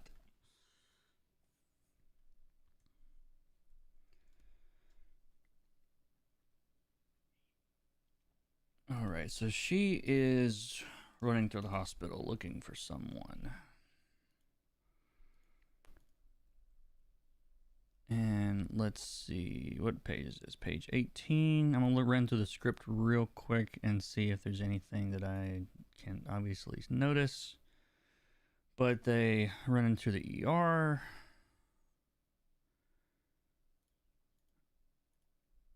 We got a cop trying to stop him. They don't even pay attention to him. And we're like taking in the scene here. We got people on stretchers, and something bad has happened, which I'm not going to tell you. And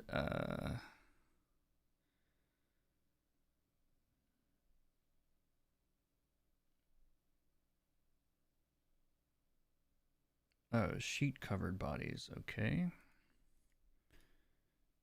And just a lot of blood. Okay, yeah, great fun. So I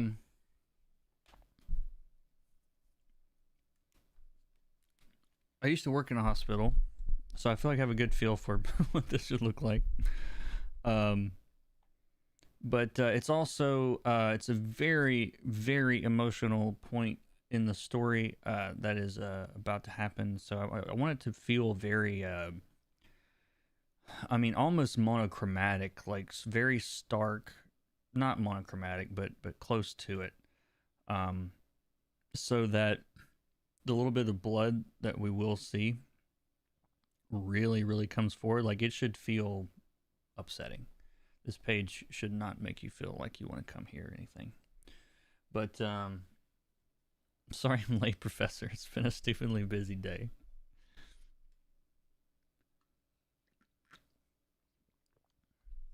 You gotta just write I will not be late again on the board 20 times, and we'll call it that for the day. No.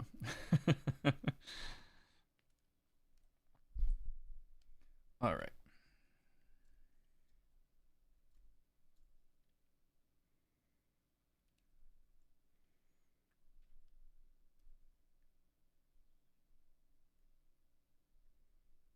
In Comic Sans. Yeah, that's good.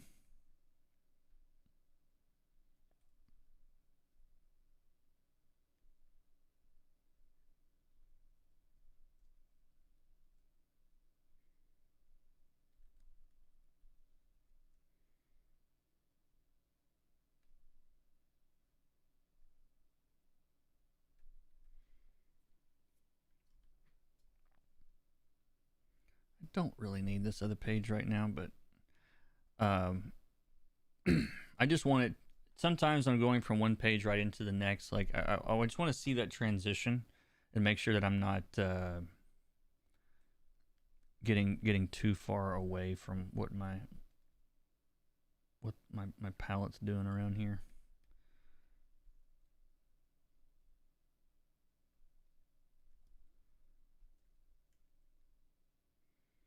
So in this page, we've kind of got this, in this panel, I mean, we've kind of got this scene with,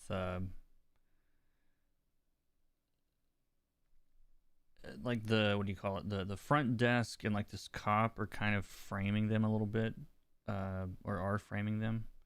And so, in the final, like that'll be more obvious probably, but.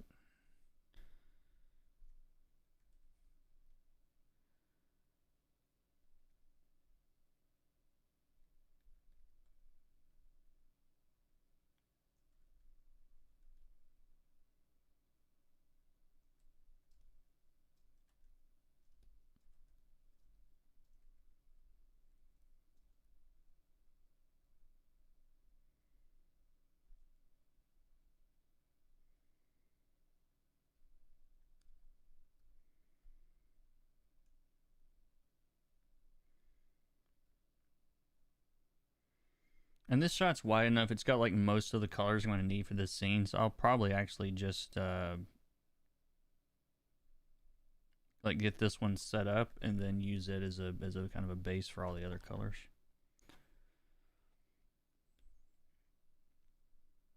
But yeah, I was telling him this is like one of there are a lot of like anime panels in this in this book. This is one of them. That car chase. I'm like, this book should be an anime. Like, it fits all the requirements. You know, I mean, it's a little hard to explain, and there's cool action, and you know, yeah, make it an anime. Somebody needs to do that.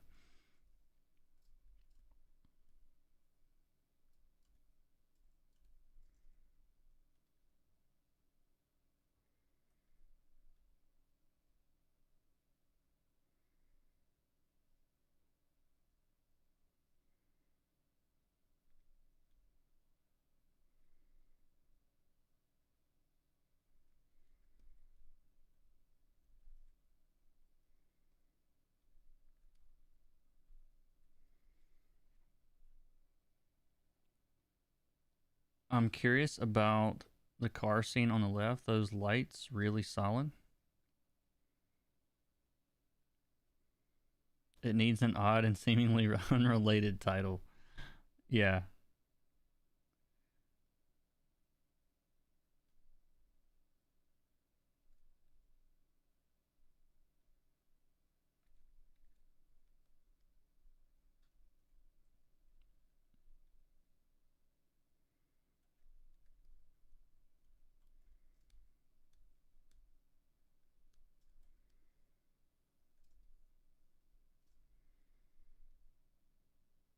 yeah, that is about all that's missing.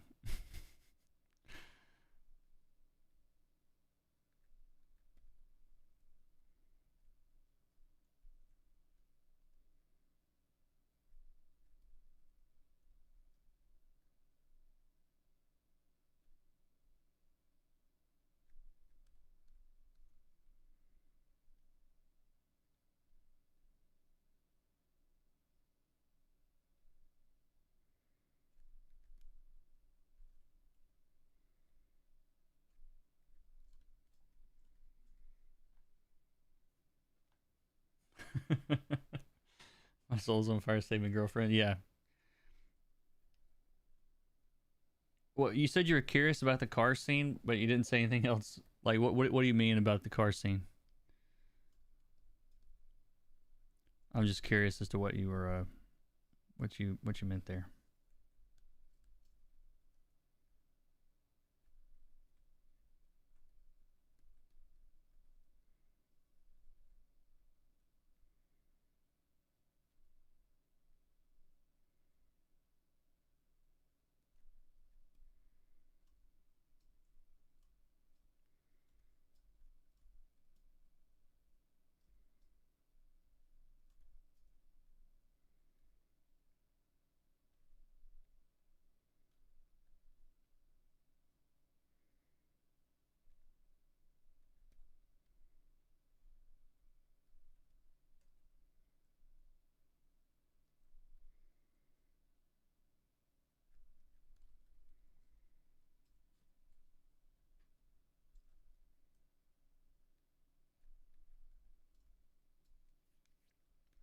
Yeah, I'm gonna try to get all these backgrounds in first, and then I'll go back and do the characters.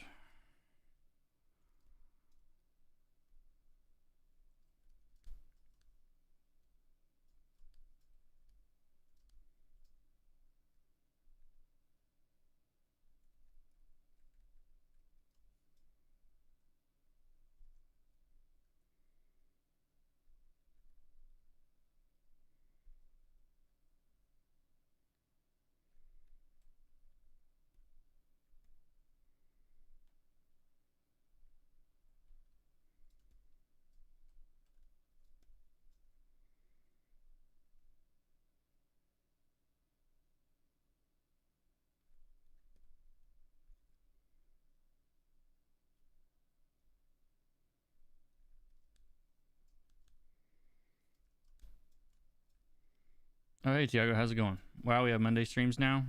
We have streams whenever I feel like having them, and Wednesdays at 10 o'clock. It's 10 o'clock Central. That one's still there every week. And then just whenever I can or feel like it, I will do extra streams. But yeah, Wednesday at 10 is still my usual time, quote unquote.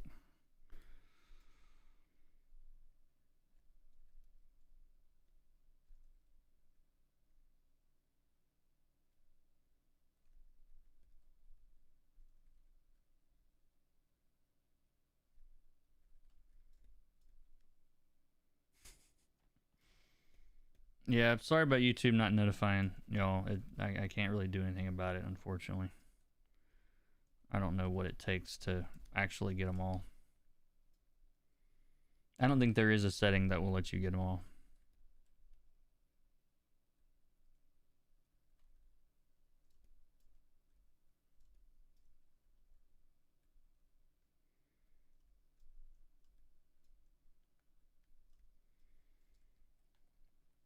The light makes the car somehow becomes action like page, and somehow I can see the car and the lights like moving. Not talking about the speed tones in the background, truly amazing. Um, yeah, so what I did on this was a couple things. One, you'll notice that the yellow from the car is actually kind of being pulled behind it. You know what I mean?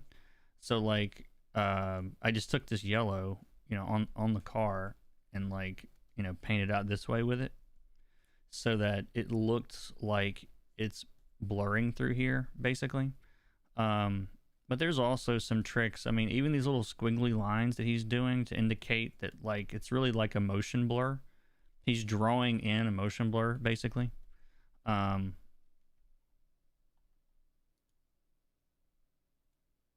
I don't know what just happened. I must have clicked the wrong thing. But yeah, I did that to make it look faster, and I also like kind of stretched the highlights out behind it, so that these glows on top of the lines are not just on the lights, but I also like pulled them out to the left in that direction, so that because that's, if you get something fast moving and you try to take a picture of it, you're gonna see blurs, and so it's just sort of a visual trick, um, to get you to think the car looks like it's flying down the road at 80 miles an hour or whatever.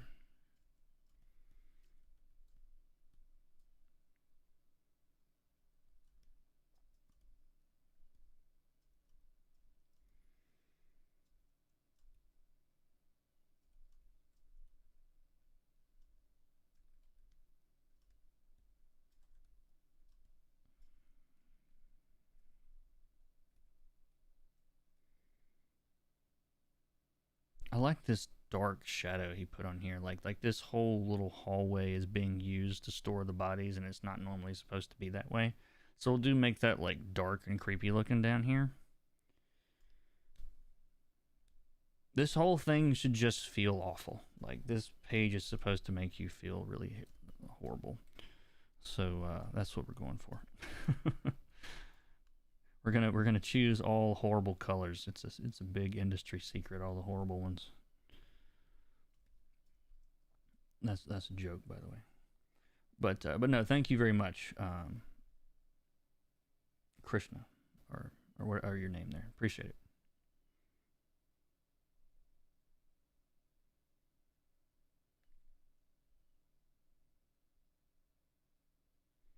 And I'll probably end up doing some like, well, I know I'll end up doing some effects over the top of all this. So what? Why is OBS like? I'm clicking something, and OBS is taking. My computer's being weird today. Between yeah, sorry, I don't know.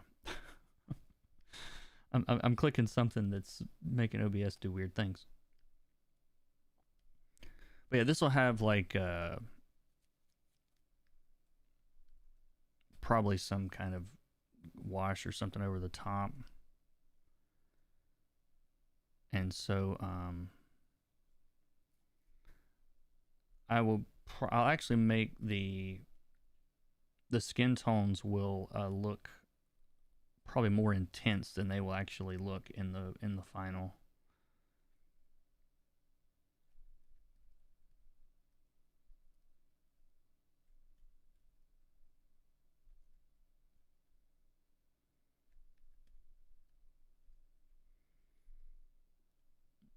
I'm just choosing like generic cop colors here. Nothing too interesting. Do you ever associate sounds, numbers, or days of the week with certain colors? I don't have that condition, whatever, not condition, diagnosis, whatever it's called. I don't have that.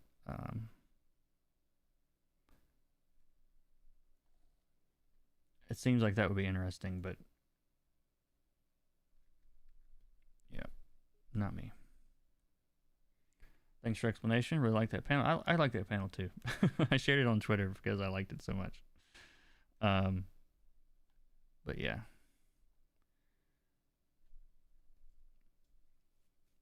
It like every now and then I feel like just everything comes together and it works.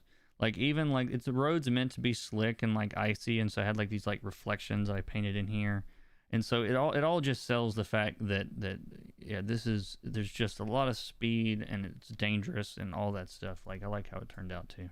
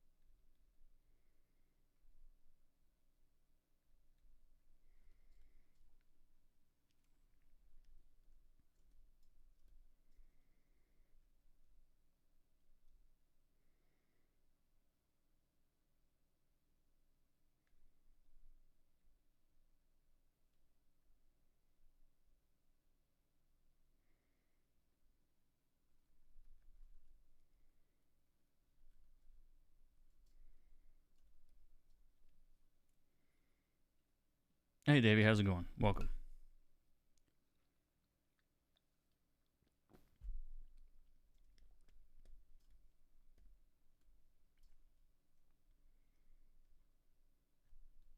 Whoops.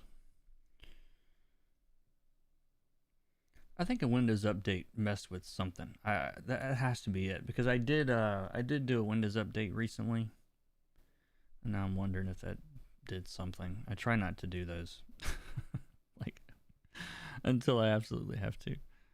Um, I'm gonna pull over. So the base colors on this page looks very different than the base colors. Um,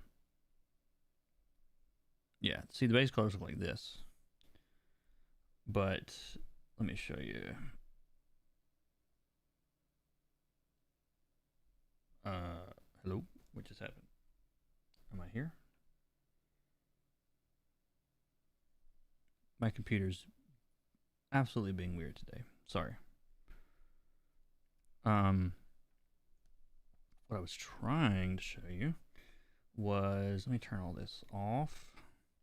So like these are the base colors actually, or what you guys would call the flats, whatever. These are like they're just the flat base colors. Um, there is this. I did a bunch of painting on one layer on that first panel because I just knew what I wanted. Um, we got a few highlights.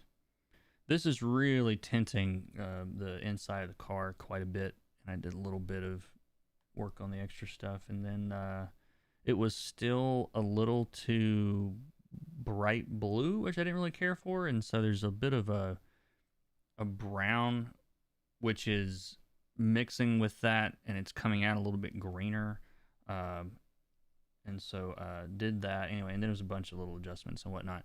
But the actual base colors themselves is what I'm going to use to fill in on this side. Make sure that I'm not choosing a bunch of the wrong colors.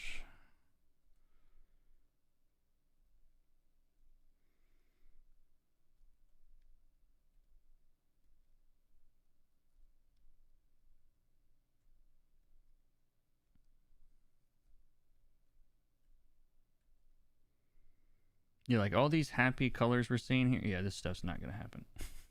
It is not staying this way. Because all these colors are far, far too happy.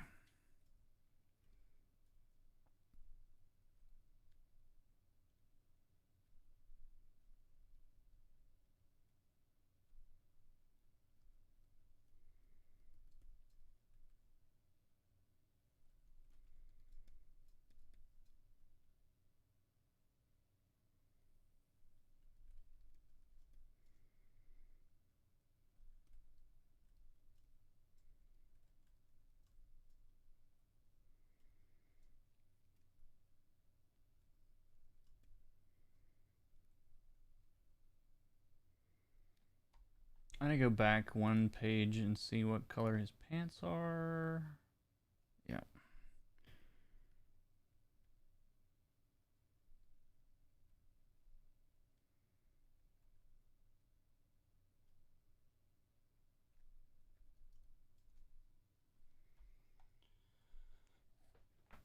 What is the saddest color? That's funny. I see. I don't think single colors don't really have much power to me. I mean, if you're talking about like painting your wall with them or something, yeah, okay, you make it bright and it's gonna seem intense or whatever. But like, as far as like on a comic book page, like I don't think there's a single. It's when you start mixing colors and you start creating palettes and those colors have relationships with each other. It's like there's where you can start having like this feels sad or this feels happy. It's a combination of colors together. But one color on its own doesn't really have its own. Um, it doesn't have much power for that kind of stuff in the way that I think about this stuff. Um, but like the best example off the top of my head of let me see if I can find this real quick.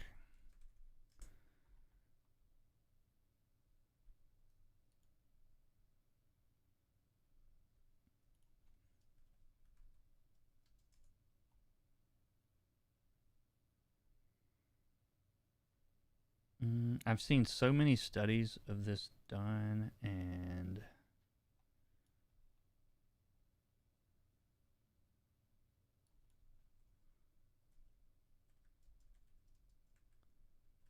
maybe that was a video. Maybe it wasn't an article.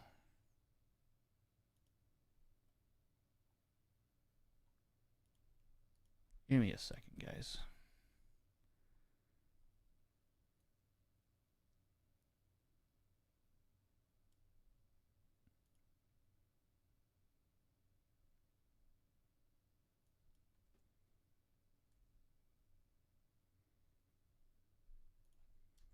No, now I can't find it.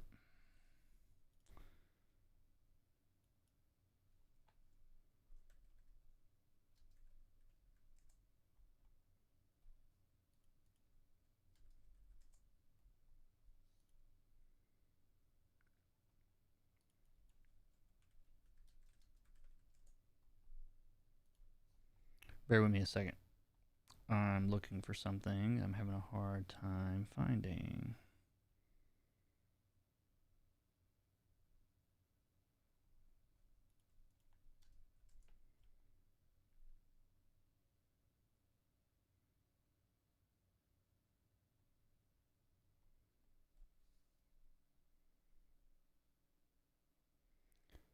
Well,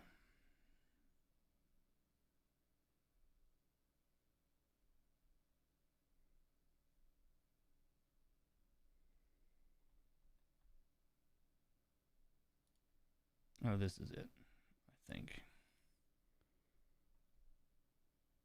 So I'm going to mute this.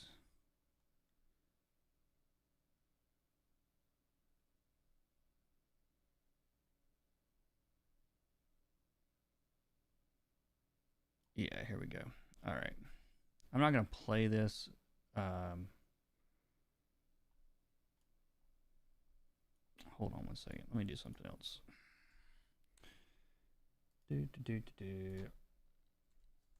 If you want good examples of like color storytelling, I don't think you can ever do better than like Pixar stuff. So like if you look this particular scene, of course it's kind of become a meme, I guess, at this point. But if you look at the color palette for most of this whole opening scene with them, where they're married and everything's good, everything's happy, and like everything is like bright, and look how saturated it all is, these greens and pinks, and it's like the Windows background, like it's so saturated and it's so intense. The colors are very intense, and they're intense next to each other. There's a lot of intensity, and then you get to right. So even right here, they're having a baby. Everything is bright. And look at this. Like you first find out what happens. I don't even remember. It was a medical problem, whatever. But they stripped all the color out of it, except for what was right there are those characters, and you see like it's like everything is muted, and the whole thing shifts. The whole palette shifts from that all those big bright happy colors to this is such a sad movie, but I mean they literally just strip the color out at the end. You know what I mean? Like a lot of it is just as things get more monochromatic and less saturated, less intense, all those things, like that's a good example to me of like color design as it relates to how the emotions are tied to it. You know what I mean? But so I'm using like really similar tricks here. Like we're coming from a library made of gold to this, and so it's going to be a huge shift in the comic from this really intense, oranges and yellows and reds and all this kind of stuff, into like really muted, much less vibrant, very stark colors. And it's strengthened by the fact that difference is so big. You know what I mean? Because if the whole book looked like this, you're not really going to have any kind of emotional swings because it's all kind of in the exact same color palette.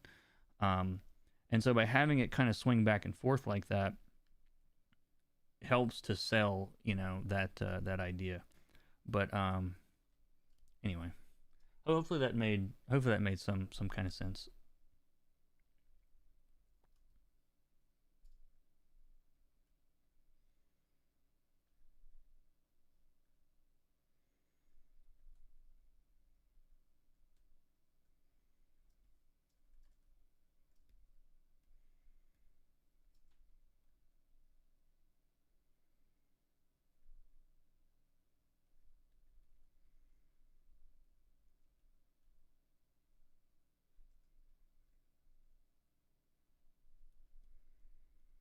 And a lot of times for this stuff that I'm doing now, it's more about like just the values that I'm trying to get uh, figured out.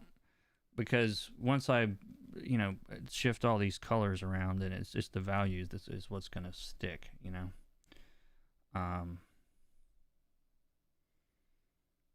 I'm keeping some of these like the sheets different from the walls and stuff. I'm trying to make sure there's enough difference with the colors while also keeping it pretty narrow in the palette.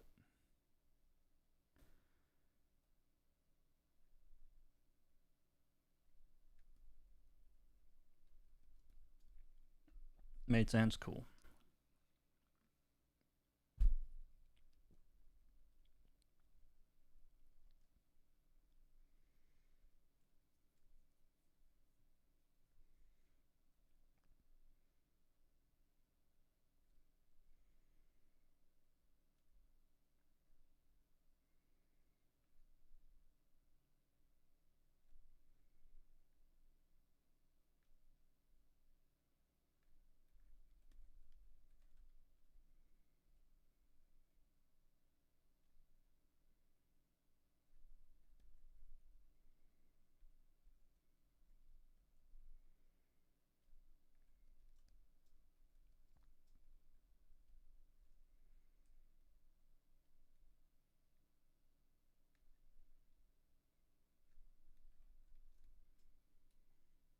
And I'm gonna have this room be like really stark, bright white because the lights in these rooms are so insanely bright. Um,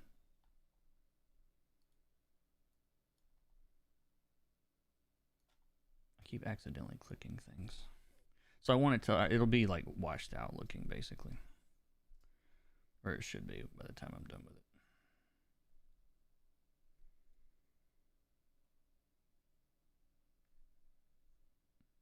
Make sure this guy doesn't look healthy.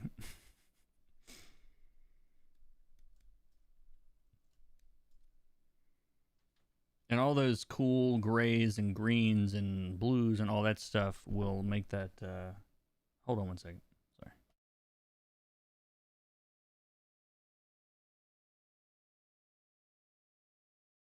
All right, bear with me 1 second, guys. I'll be right back.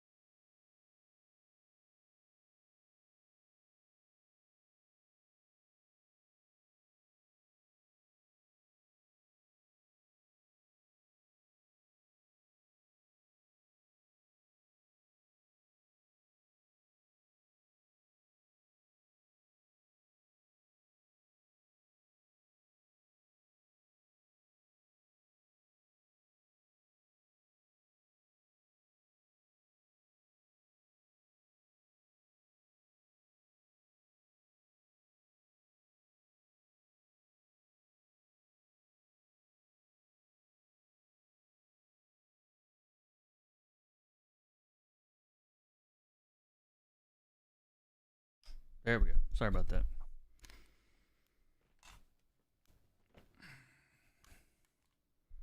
Man, the mobile phone scams are getting more and more interesting.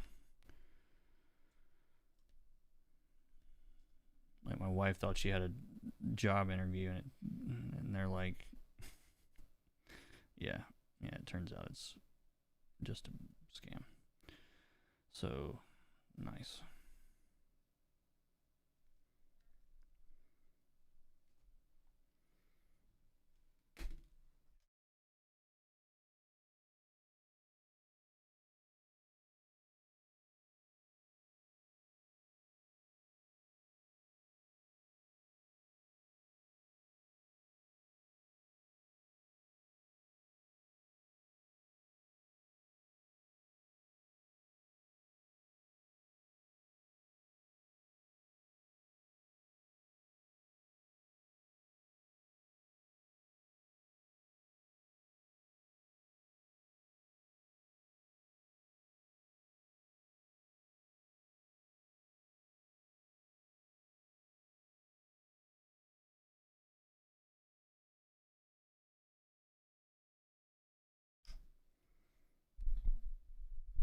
All right.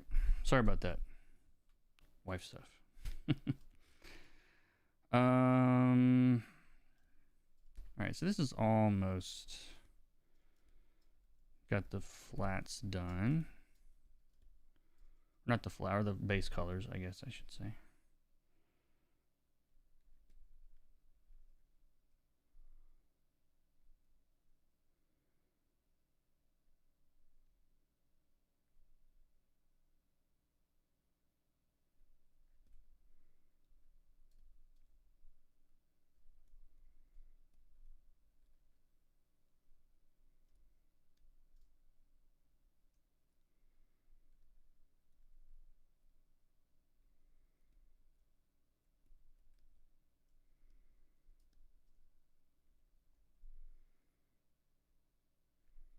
I got to sit in a handful of surgeries when I was in nursing school. I would have patients they would give me patients, and they turned out they were going to surgery that day, and I ended up having I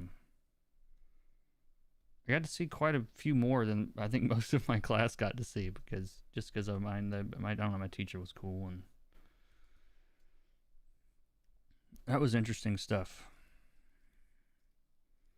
The most fascinating thing to me was how, for people outside of like ORs, and for what you see on TV, you would think that it's all like, it's all very somber and all like, you gotta, like, it's a certain way that's different from like a regular office, and it's really not. I mean, they're blasting music and making crazy jokes, and it's just like they're all just regular people, like like any other job, which is kind of scary to think about. But yeah, they are. I'll never forget, there was a nurse, like anesthetist. I can never say that word. But the anesthesiologist or whatever was in there, and he was like reading his book most of the time. He'd look over and be like, "Hey, yeah, do this, do that," like. And I asked him something, and he was like, "Oh, well, they don't." He said, "They don't pay me to put people to sleep. They pay me to wake them up." I never forgot that. It's a great line. I'm sure he's used it a million times, but I thought it was funny.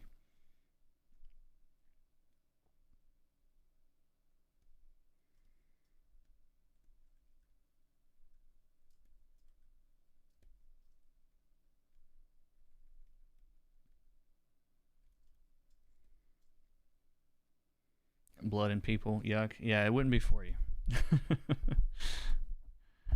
It would not be for you. I mean, even some of my, that was one classmate I had, that she's like the same color as those suits I made wear, so I'm changing it a little bit. Um, but no, I had a classmate that I will not get into the specifics of what I saw, but I saw her reaction. We're doing a clinical day at a nursing home, and it was like the first clinical day, like our first time ever being with other patients. And she came out of this room. I didn't know people could turn the colors she was changing. She was very sick, and I'm like, I don't know if she's gonna make it. It's like day one. But it was something horrifically disgusting, which I will not describe. That anyone would find horrifically disgusting. Um, but but yeah, it. I mean, it comes with the territory, I guess.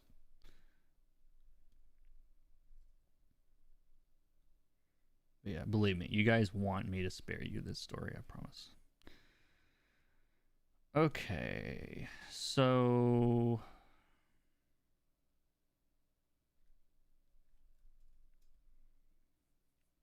all right, for most of the base colors, we're kind of in here. So, um, first thing I'm going to do is I want to kind of I want to bring all these colors together, closer together, and like not quite as much saturation in some areas. And so what I'm going to do is I'm going to select all of the panels,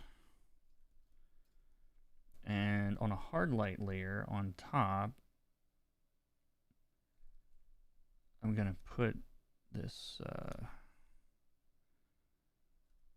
kind of cool blue color over this and darken it a little bit, because I'll be lightening it up with highlights. So this will basically become like my base colors.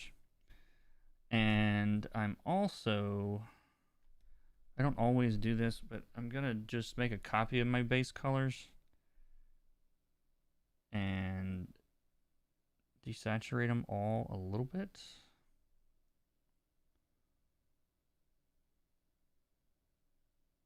Maybe a lot.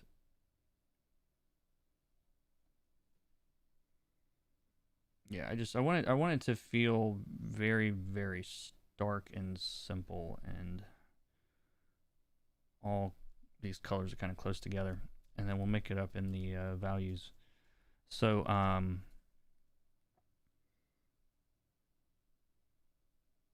so this guy, let's select him.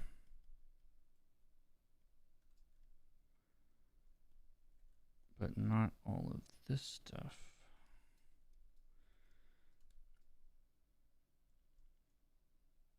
What happened to my selection? There it went.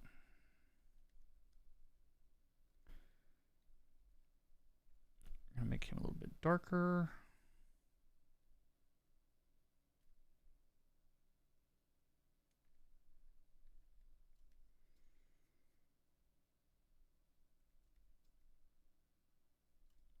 But here, I want him to be more in the background. Like they've walked past him now, and they're not stopping.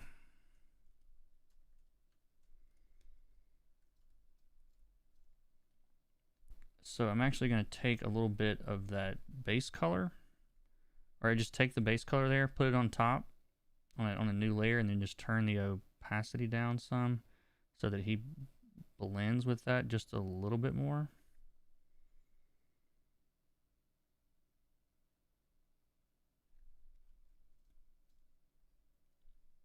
And let's merge that down.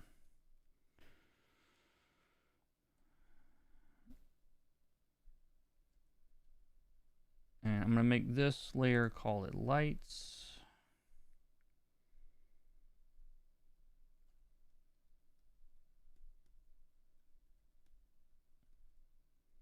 And all the lighting here is going to be really harsh and ugly and fluorescent and all that stuff that like I associate with with these sort of environments.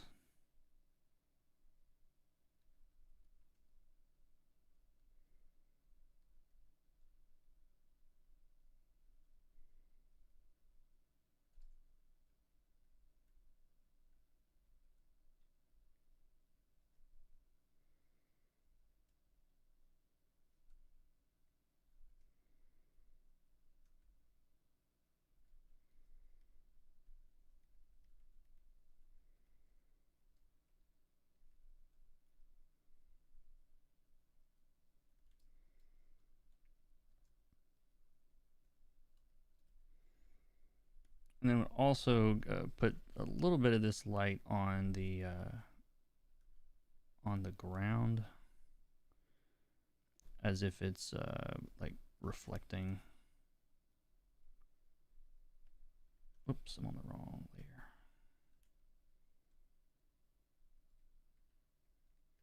I'll actually wait and do that later. I'll probably do all that reflected light and stuff later.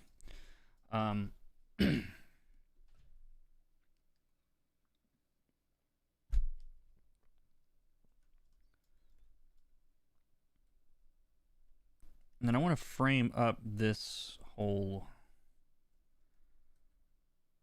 little scene so that it, like, she's looking at it, and so to kind of pull the reader in here a little bit better.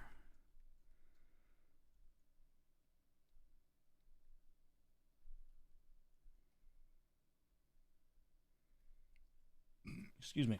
So by darkening some of this around it, and by making sure that her values are not that different from the values in the background, it pulls you toward this brighter area. Now and if I didn't do that, if I, like, say I go in here and select her and don't use that effect, like, we can really play around with like where the focus is, you know, and how much you want the audience to notice and whatever. It's like, but I really want to make sure they're focused in on here, and I'll throw a little bit of her local color around so that we see that it's her. But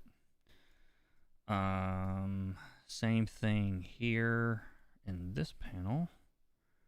She's looking at this scene. So again, if there's an area of the panel that I want you to notice, we're all taking in this environment. Like, we've seen her, we know what she looks like. The goal here is to get the reader to pull in toward the right side of the panel.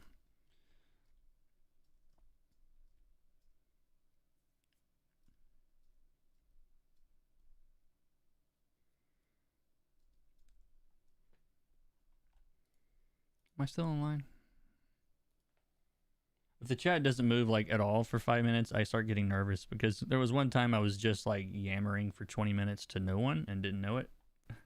But just someone like type a one if you're still here, or let me know that I'm still online. I think I am, but I also don't mind if you guys are quiet. Here you. Okay, good. Just making sure. Just making sure. What else? What else? Alive. Okay. Yes, I want this whole back area to feel like creepy because there's dead bodies here. And so I'm going to select all of that minus this area. Can't have dark without light around it. So we're going to lighten all this up. Or not lighten it up, just leave it. And only make sure I'm on the last panel. And I kind of want to, I'm going to follow this like shadow that he's drawn on here and just keep that going basically. Or these, yeah, I'll call this shadows if I can type.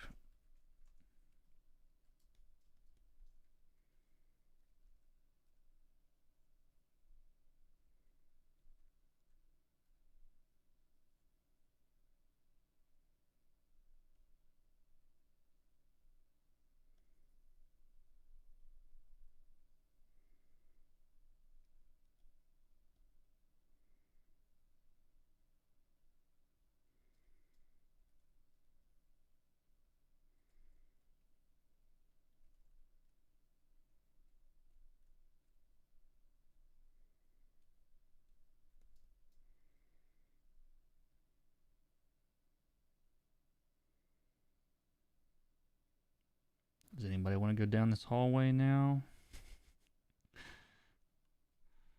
Hopefully not, you weirdos.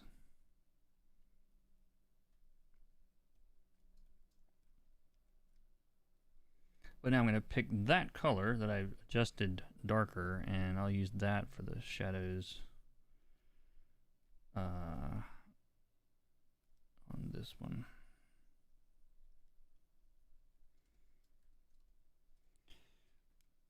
Still pounding away at this cover mine, taking forever. Nice.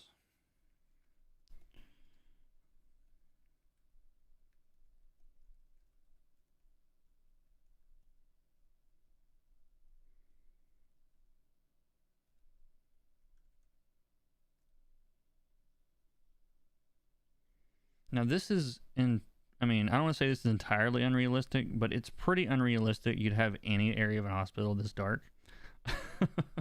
But because, you know, safety reasons and all that stuff. But screw all that. I want this to be creepy and upsetting and all that kind of stuff.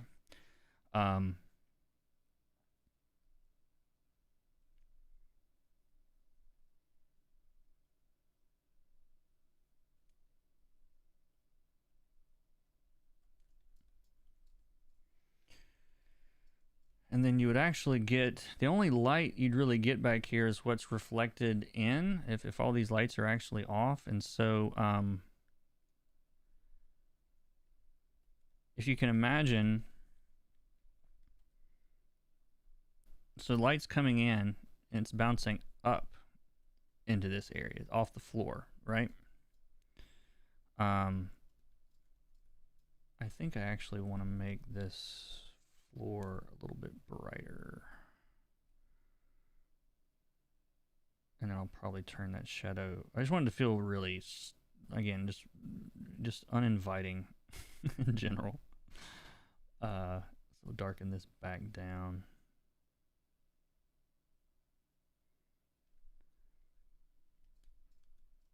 And then in this area, we'll do like some reflected light off the floor.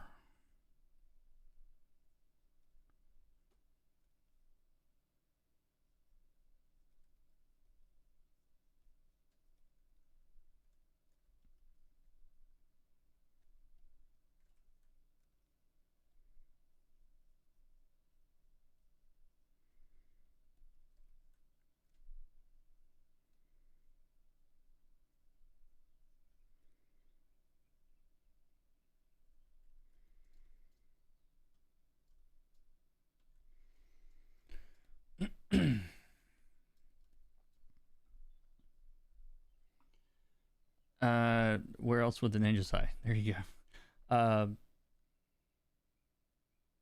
Do you already have an idea for that cover you'll do? I do actually have. So Wednesday, I'll show you real quick. Paintings, blue flame.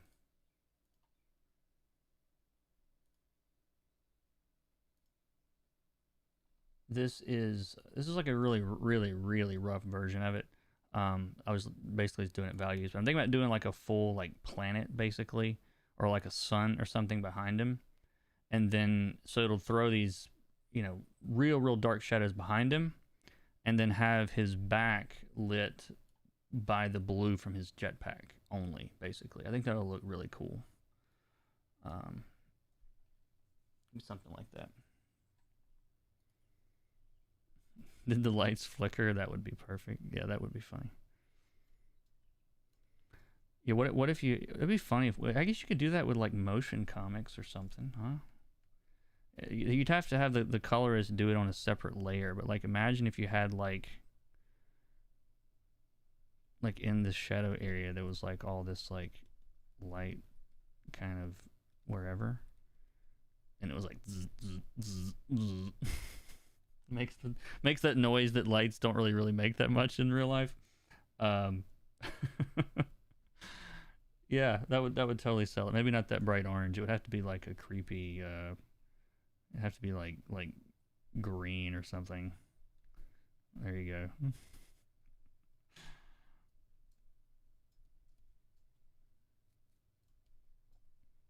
The atmosphere was effective enough. Yeah, I worked nights when I worked in the hospital, and I don't know. It never really felt creepy. It was all so. It was, there's plenty of people all over the place, so it wasn't really that big of a deal.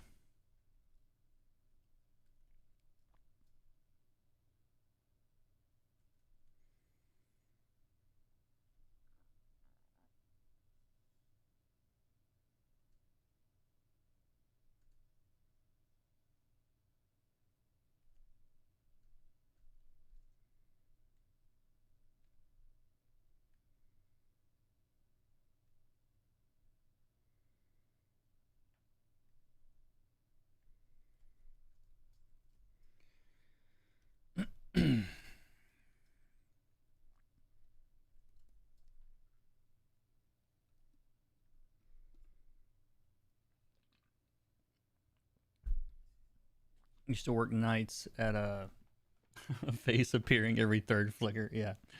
Um, the creepiest thing that as far as for work that I've ever seen. So like this was years and years ago. This was like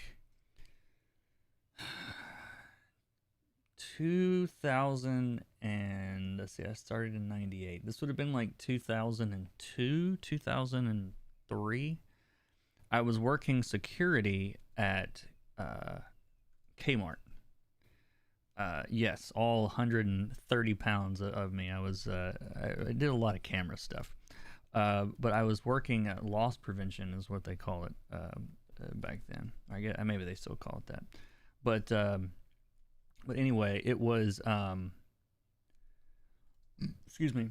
The store was only really closed for Christmas. It was open 24 hours a day. And for Christmas Day, though, it was closed. And somebody had to be in the store, uh, even though it was closed, to like check all of the, like the coolers and make sure the meat survived. And, there were like temperature checks we had to do like every 4 hours. And but if you worked Christmas Day, you got like double pay and some kind of little bonus. It wasn't that much, but it was like something. And then you could basically eat anything in the store for like during that time. Like, and we had like, I had like we had a little kitchen breaker or whatever if you wanted to cook something or microwave or whatever. So, anyway, I couldn't turn any of the stoves on, unfortunately, or I would have gotten like steaks or whatever. For our had like surf and turf, but it was pretty fun. I mean, I rode a bike around. I like rollerbladed. I tried a skateboard. Didn't last very long.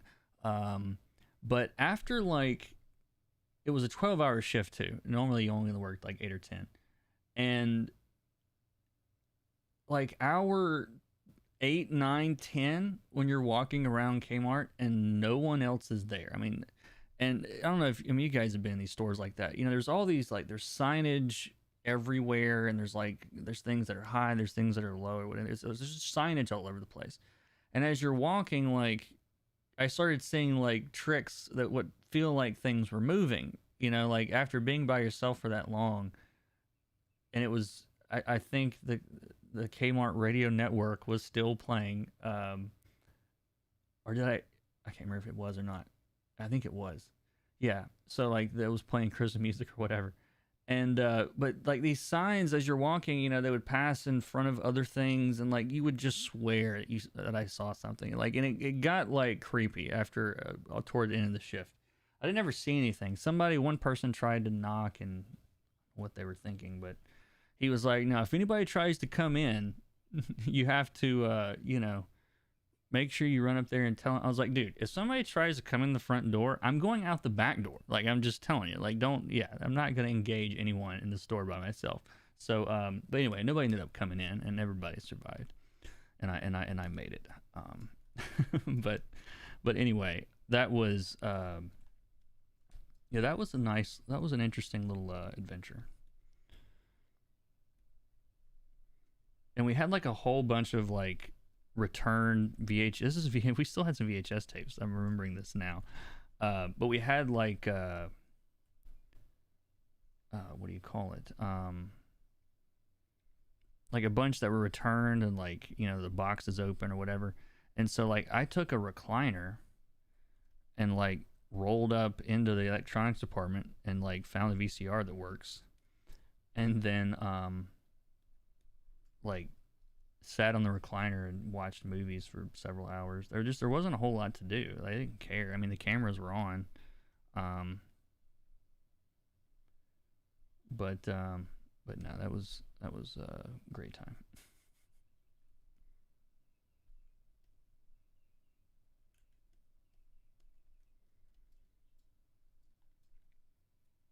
Fun stuff. It actually was pretty fun. I mean, and of course back then I thought it was like a lot of money. I mean, it wasn't really that much money, but back then it was. So it was worth it. I ended up quitting that job though after. I mean, we're not making great money for what they wanted us to do, and but there was I've got so many stories from those days that are pretty entertaining. I don't know if I can tell them all on YouTube, but well, I know I can't tell them all on YouTube, but the one that was most, and by the way, if you guys have questions about like the actual coloring that I'm doing or want to talk about any of that stuff, feel free. Otherwise, I'm just gonna ramble on here. But I want to lighten up this room and make it feel like very just harsh. Like the lights in these rooms are always like so they feel like that. They're not even that bright, but they feel like they're that bright. And anyway, but no, there was this one time I was working overnight. I think it was the end of a late night or something, I can't remember. And this guy came in. Now our manager was kind of crazy. Like he wanted these people to fight. Like he like we were actually allowed to use what they call holding force. Now that was defined a little loosely in the manuals, okay? And so the manager, like, I mean, he wanted these people to pull something. He wanted them to try something just so he could, like, you know, handcuff somebody and feel like a badass, I guess. And we would detain people. Like, the rules have all changed these days. Like, you go now and like most places, like they can't even touch you if you take something. But you could like detain customers, and this sounds so insane to think about. This was only 20 years ago, but anyway, there was one night that it was me and this like coworker. I don't know if I'll say her name, but let's say it was Jane. It doesn't matter. But I'm working with her, and this guy, this it's like old guy. He's like 65, 70, maybe yeah, probably 65. I can't remember what he was stealing, but like it was something like a car radio or something, and I don't remember what it was, but it was like he had stuck it in his pants and it looked ridiculous. But she like we both went up there together. And I was like, and the procedure was, excuse me, sir, we need to discuss some unpaid for merchandise. Um, we used to make fun of Kmart's policies all the time, or the reason they went out of business. Yeah, it was horrible. Like I'm making like whatever $10 an hour, which back then it felt like a lot of money, 10 or 12 bucks an hour. Um, but so we go up to the guy. We're like, excuse us, sir, we need to go inside and discuss some unpaid for merchandise. Now, he like, all right, he puts his head down and walks inside with us. And he wasn't moving very well. He wasn't like particularly athletic looking or anything like this, And so we like set him down and we're doing the paperwork, and all of a sudden he just like darts for the door. And it runs out the door and is going to go out the back. Well, the back is like, there's like maybe 8 feet, and then it's a dock. So he almost does a header off the back of the dock, but he stops himself. And, I'm looking at her and she's looking at me like, what are we supposed to be doing with this? Like, are we going to chase this old man outside? Like, now that he's left and he doesn't have the stuff anymore. And one of our other coworkers that was there, I think it was, if I'm remembering this right, like grabs him, and she's like, she's holding on to one leg, and he's like dragging her along the sidewalk. And it was the whole thing. I'm just sitting here going, this is ludicrous. It's Kmart merchandise. Who gives a crap? And anyway, long story short, we end up dragging him back inside, which I would never have done. But we drag him back inside, and he ends up going to jail. The cops show up, and he ends up going to jail. And I'm sorry, I'm terrible at talking about this at the same time. But anyway, that was the one of the adventures that and the guy had a handcuff key hidden in his hat, because when at some point his hat fell off, and he was like, I really need my hat. I need my hat. I really need my hat. Like, it was weird how much he wanted his hat.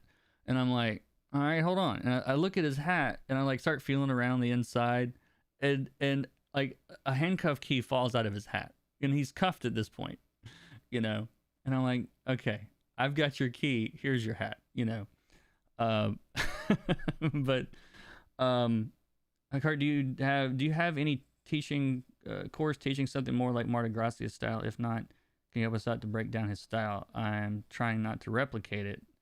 I literally can't seem to grasp it. Like, I've done a whole video on YouTube on that. It's an old video, but just search Marta Gracia on my channel, you'll see it. The Photoshop course gets into some of the specifics on that stuff, but I don't like, and I no longer teach any one specific style. I've thought about pulling that video down, but since at the time I wasn't even really working as a professional, or not very much anyway. But it feels kind of weird to me now. But anyway, let me color some. Let me get started on one of these things, and then maybe we can tell that story. But yeah, I'm gonna render this panel. How about that? I can do that and talk at the same time. But there was another guy that I was outside with, another dude who was like, again, everybody was bigger than me, but he was way bigger than me. And but the little guy that had stolen something was I don't know, he was, again, bigger than I was, but that's not saying much, because I was like $140 at that point. And but he tried to go for, like, this guy grabbed him to bring him inside, and he reached into his jacket. Now, I guess there's adrenaline, whatever, stupidity kicked in on my part. I don't even remember body slamming this dude, but I did, and it's on video. And I don't have it anymore. I wish I did. But it was like something kicked in, and I just immediately took this dude out. Okay, like I mean, we took him to the ground and he couldn't get to the knife he was trying to grab in his jacket. I'm glad I didn't think about it because I wouldn't have done that.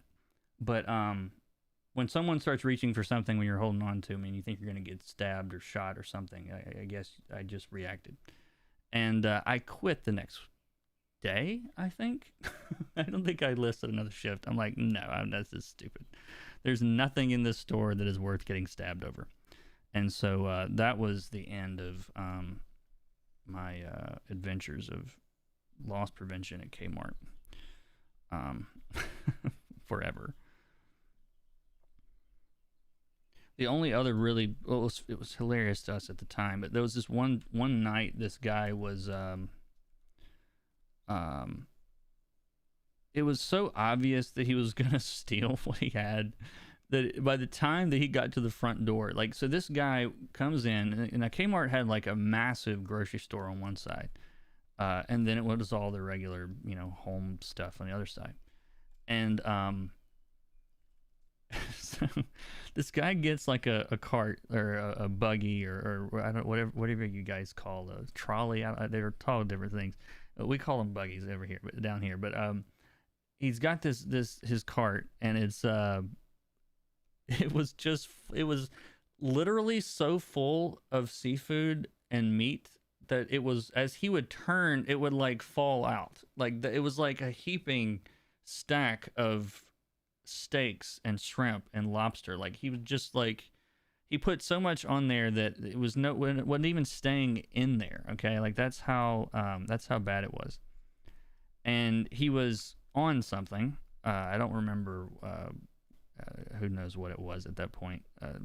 It was whatever they make with Sudafed. That was a thing at the time. But anyway, he goes to the back where the dairy stuff is, and I see him open a can of Ready Whip, and he starts huffing the Ready Whip. Now I don't know anything about this stuff, guys. I still don't know anything about it. All I know is he went from vertical to horizontal, okay, and he laid there for a second, and we're watching him on the camera, and I'm like, he's still moving. And I asked my manager, I'm like, should we like go check on this guy? He's like, and the guy's still like kind of rolling around and starts to get up at that point. And he's like, nah, man, he's good. He's good.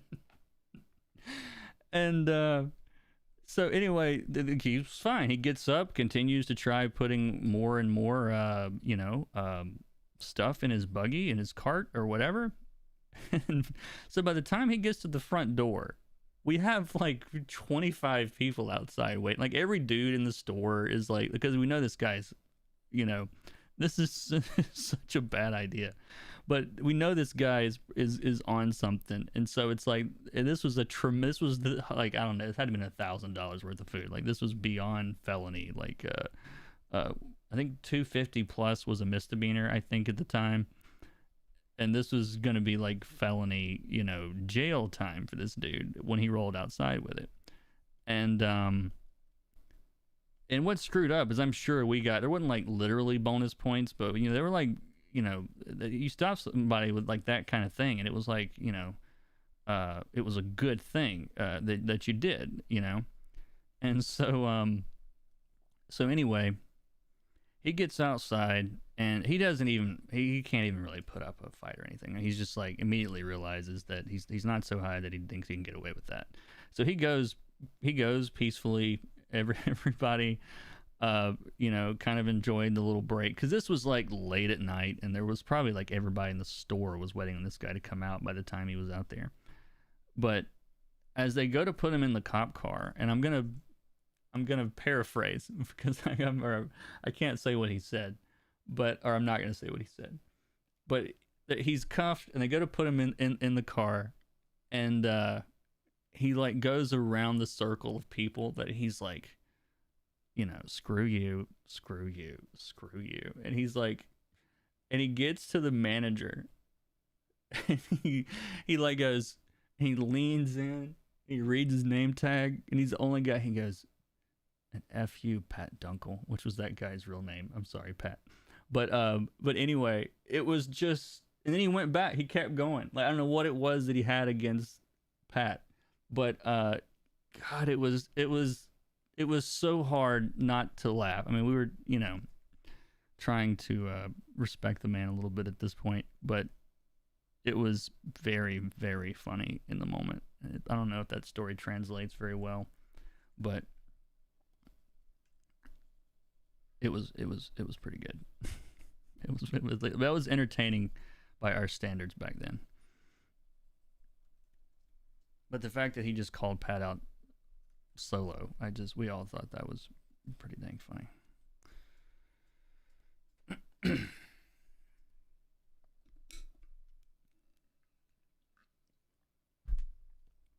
But yeah, the things people do when they don't realize they're on camera in big stores are disturbing. Really disturbing.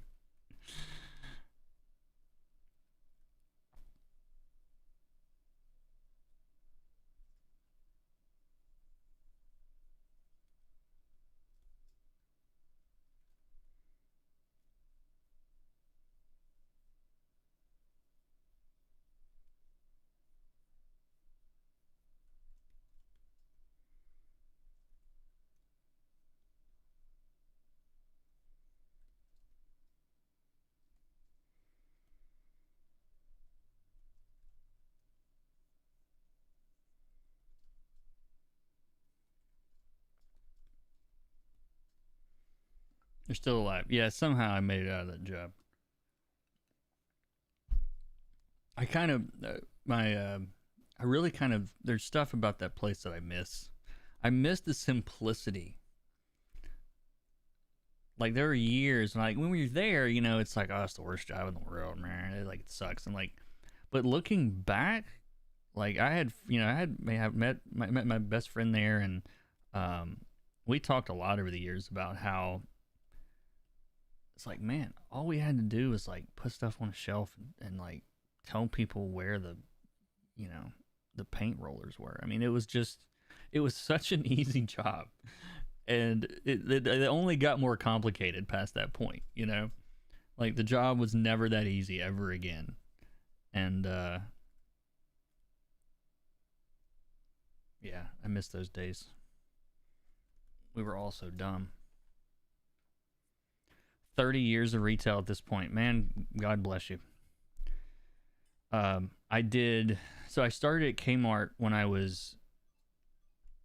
Hold on, my phone is ringing. Hold on one second.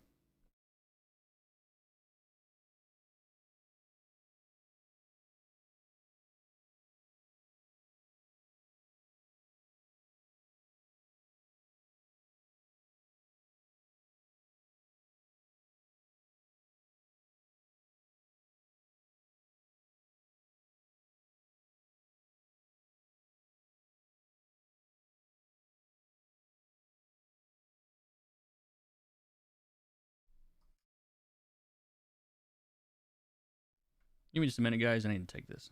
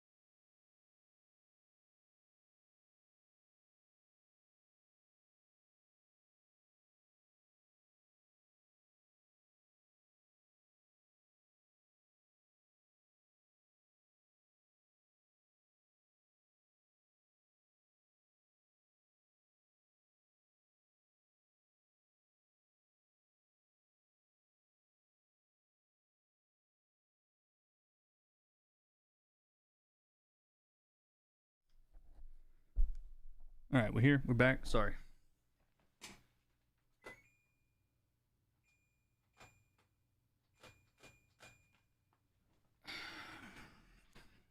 Sorry if my AC makes too much noise, but it's hot in here.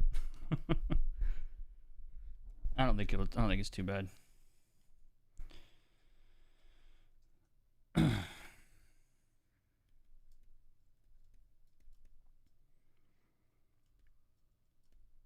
All right, where were we?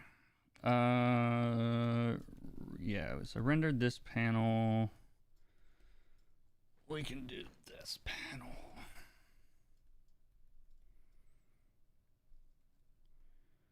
So I'm gonna kind of treat this as if the floor is a little bit reflective. You know, most of these everything is like waxed in these places and whatnot. So I try to put some shadows some of these areas from just whatever's sitting above it, you know, on the floor.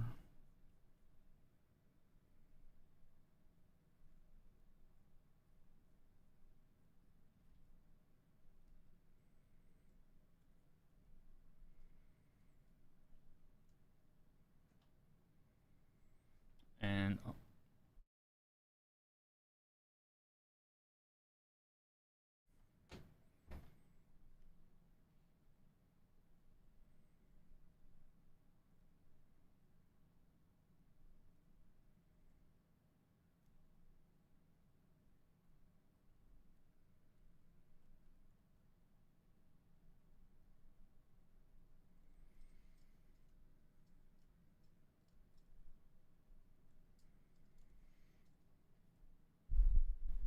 but anyway, what were we talking about?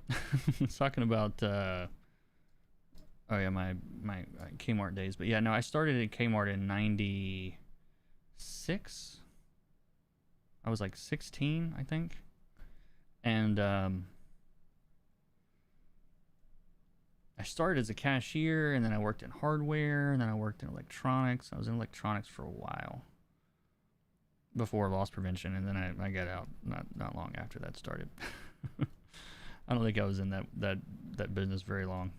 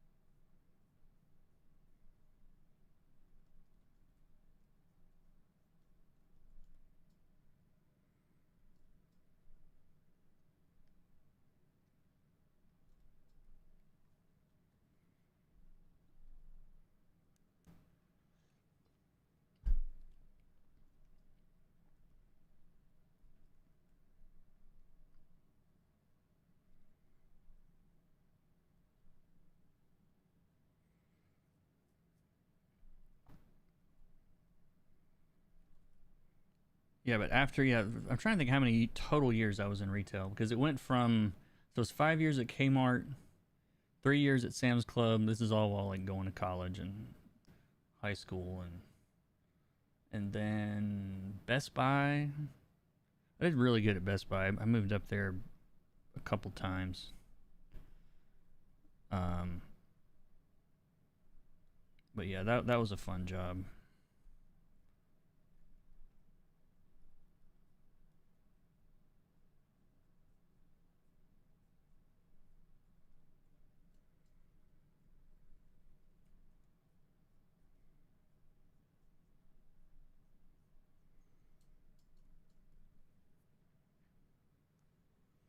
Walmart, Target, Lowe's. Yeah, I've got a cousin that's done all that stuff for a long, long time.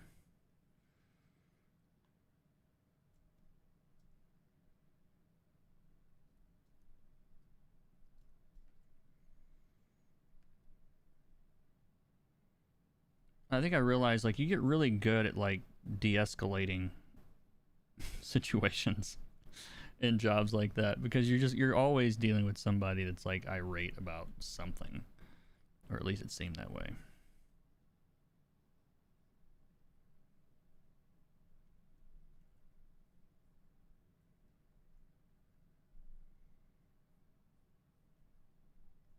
Like I definitely was never. Like, I don't think I was ever too afraid of like conflict or anything before necessarily.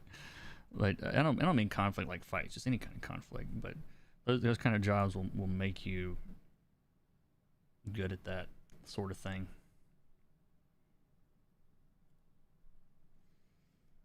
The floor reflection is so good. Thank you. Yeah, it's pretty simple, but yeah.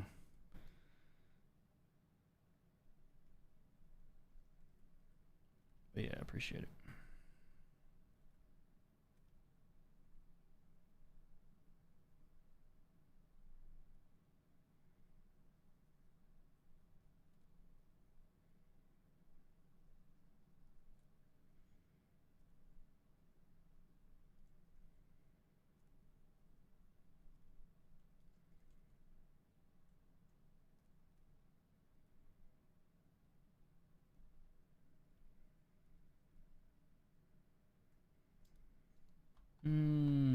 Let's see. What color is her pants? I can't remember. Or are her pants? Whatever the word is, whatever the phrase is. Let's see. I think they're khaki, which was my throwback to. Yeah, yeah, they're khaki. I was thinking, I remember the khaki pants days.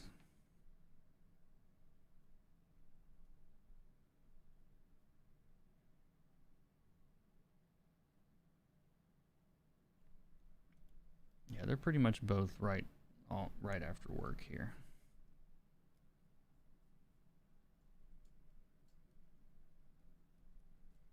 Yeah, he's still in his work shirt too.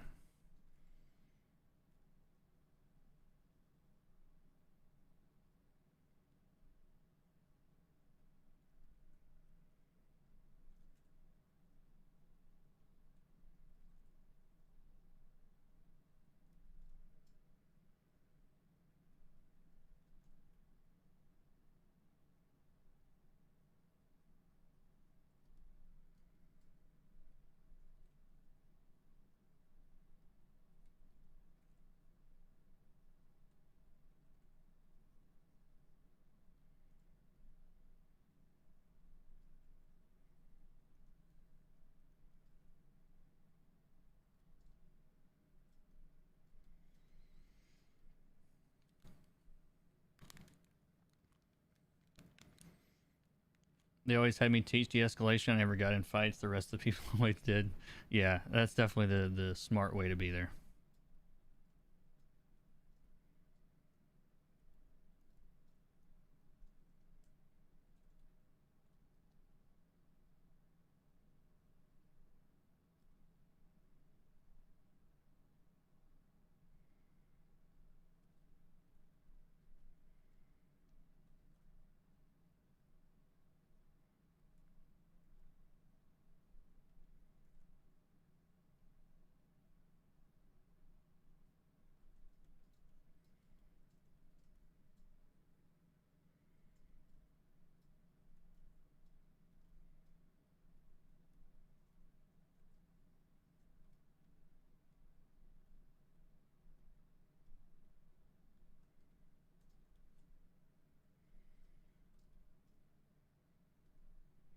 Yeah, I think I actually want to pull her even more forward here, maybe, because she's sort of on a mission.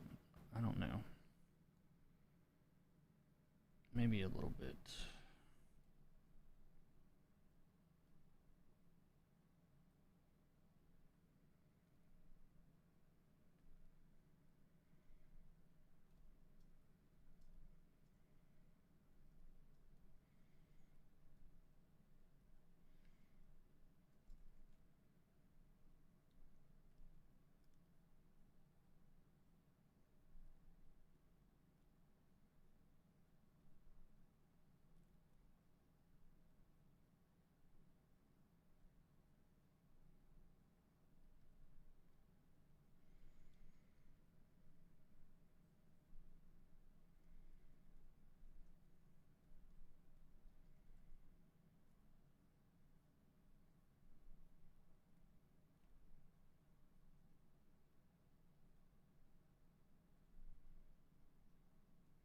I think I'm gonna do like some kind of soft lighting from the front, and then I'll do like a harsh,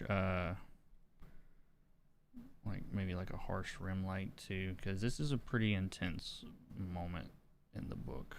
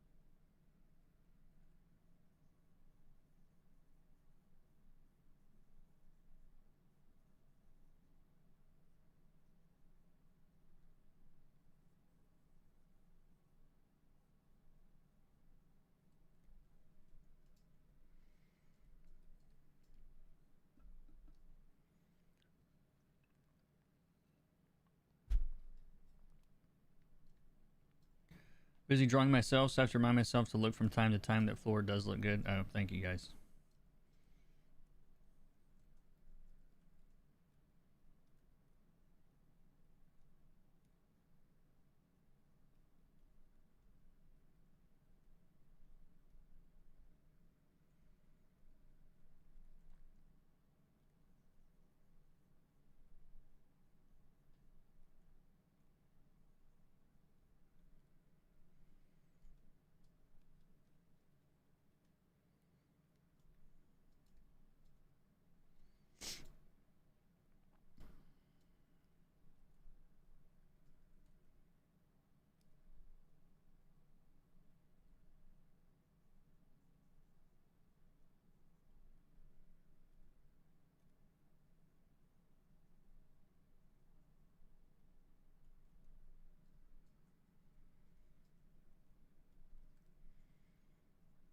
Oh, Adam got a big kick out of you guys having to explain. Um, I brought it up in the vault, like our chat thing. You guys had to explain about the convertible mittens because I did not know what they were. Not even close. I'm like, what is these things hanging on the back of her gloves? I don't own gloves, so that's probably why I don't have any idea what those are.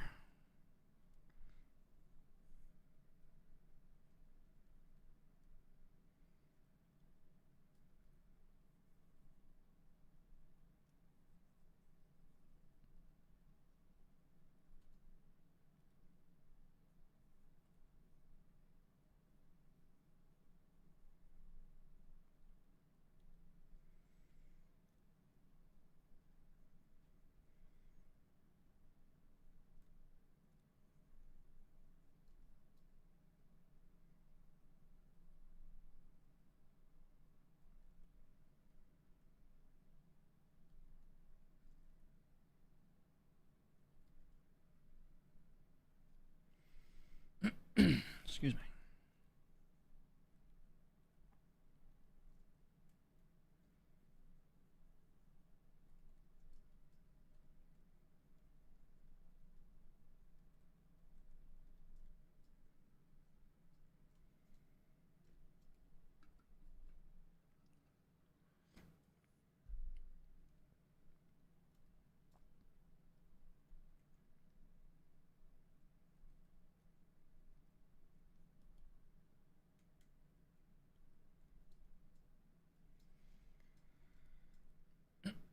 Excuse me. Sorry, I got a frog in my throat today.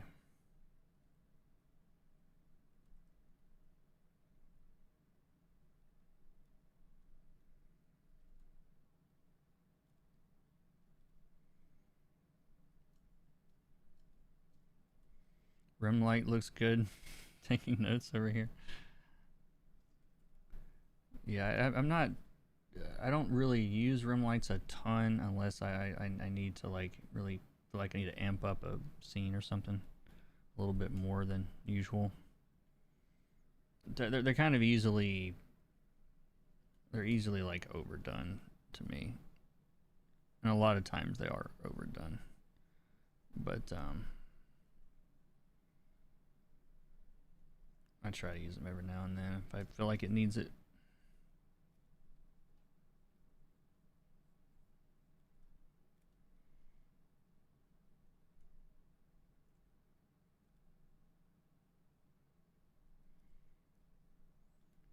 If you guys are not subscribed to Elsa Charretier, by the way, you need to subscribe to her channel.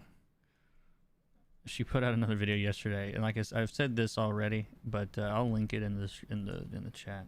I mean, you can subscribe to me too if you want to, but you probably already are if you're here. But it's such a good channel. If you're into comics at all, it's just like required viewing to watch that stuff. It's really good. I've been coloring any comic books professionally, that is being paid for doing it, for 2 years. I still feel guilty about not doing much in certain less important areas. I'll type her name too. I linked it in the chat also, but I will type her name too. There you go.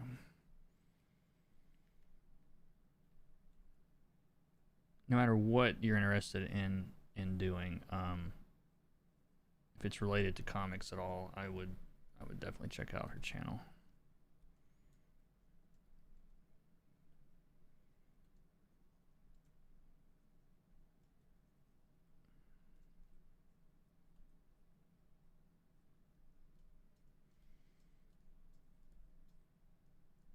I don't know her at all. I'm not getting paid to say that or anything. I really like the channel.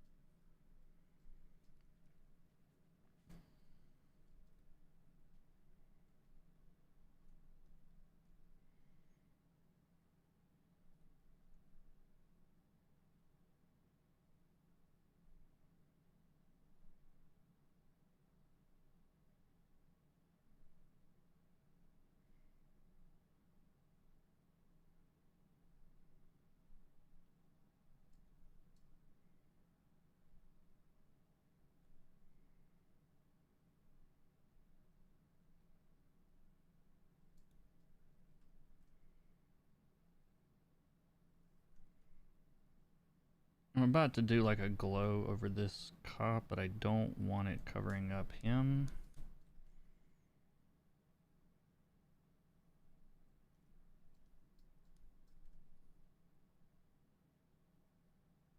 And flats don't really work for this because they'll grab the middle of the line, which is not what I want.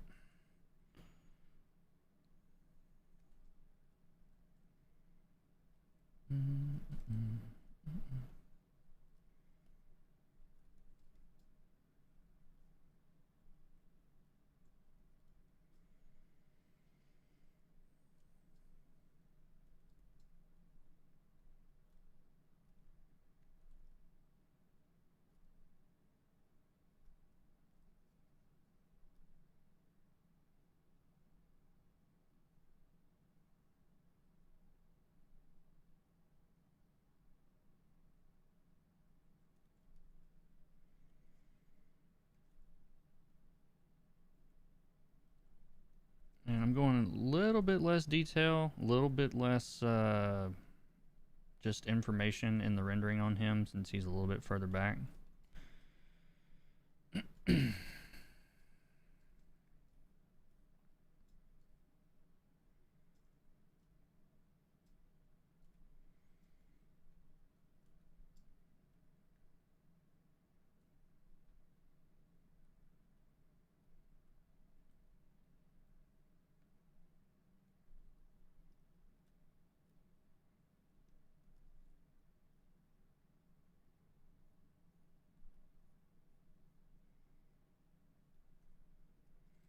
Just so all of this is not entirely flat back here, I'm adding just a little bit of like a warm light back here, just to separate her a little bit more from that background.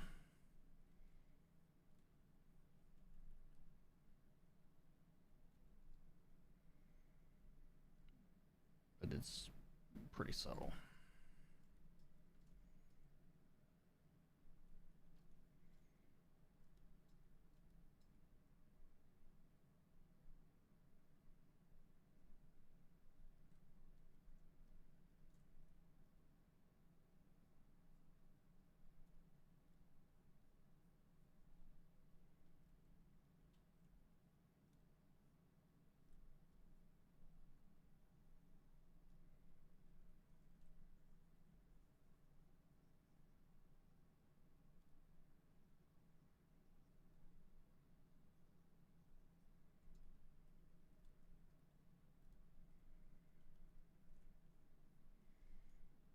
I'm keeping the rendering on her like pretty low contrast, like not that intense, like nowhere near as intense as it was like up here, because she's not really the focus of this panel.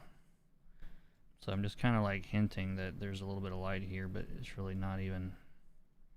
It looks like I'm doing more than I'm doing in the final product.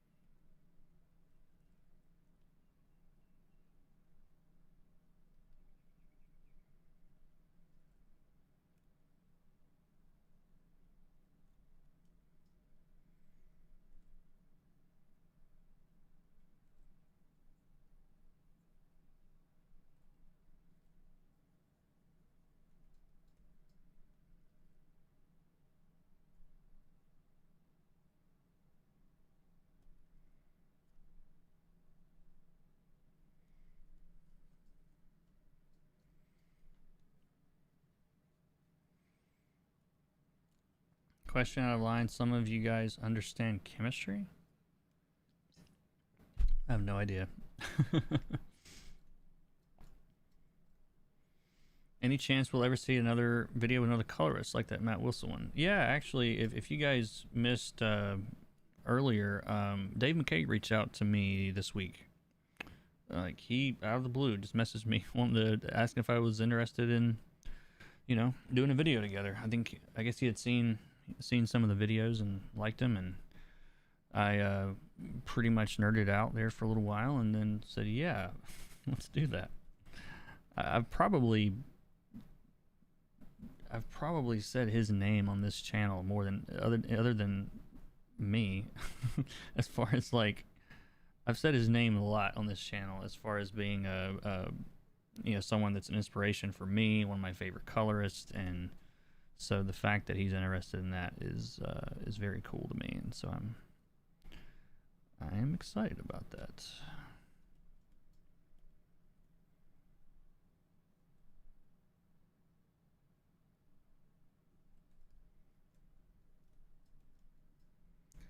But yeah, and the funny thing is, he tells me he wants to talk about patterns. Like, or when I asked him what he wanted to talk about, I was like, dude, that's it's like I've been working on this video for a year about patterns. So like, yeah, let's talk about patterns. Maybe so I'm like, he'll teach me something while we're at it.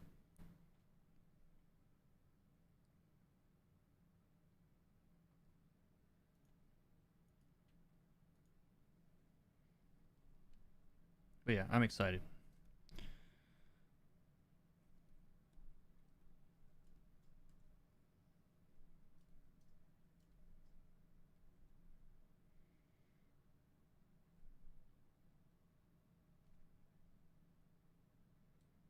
This person was all blending into their environment a little too much, so I'm pulling them forward some, adding a little bit more saturation.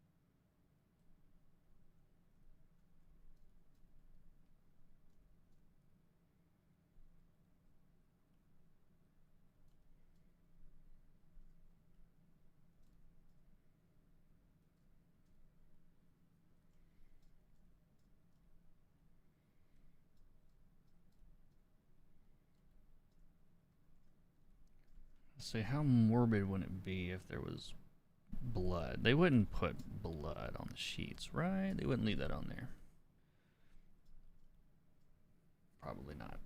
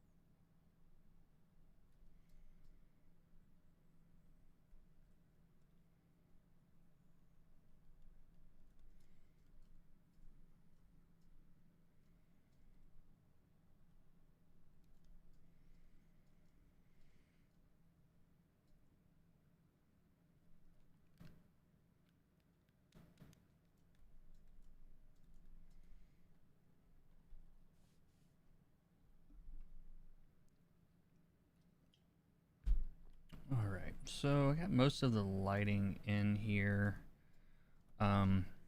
Just gonna start looking for places that I can add a little bit more detail at this point, but basically this is like close to being done.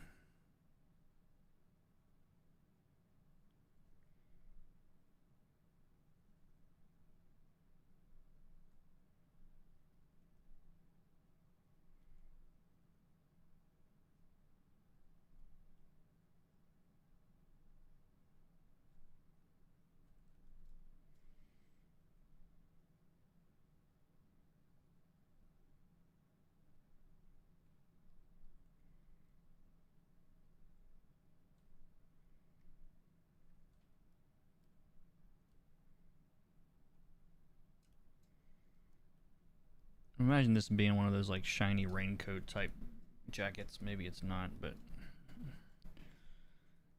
and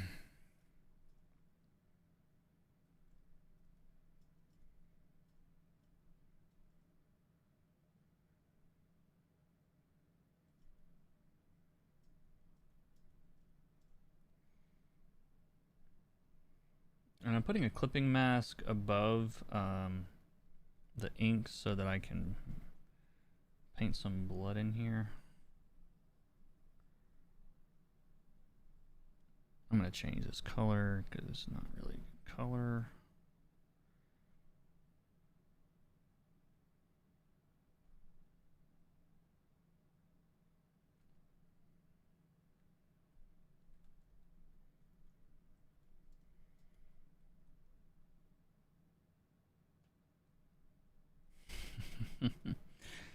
Oh, color is so weird. So like you look at that and go, oh, the blood's red, right? Or it appears to be red, but look at what color it really is. It's like an almost completely desaturated purple. But it looks red because it's so much warmer than everything else around it. Or appears to be red, I guess would be the best way to describe that.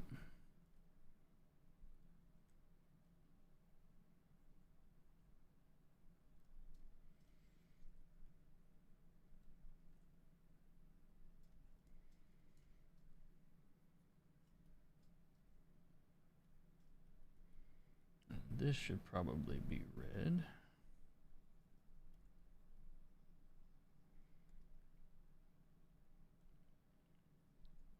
Redder.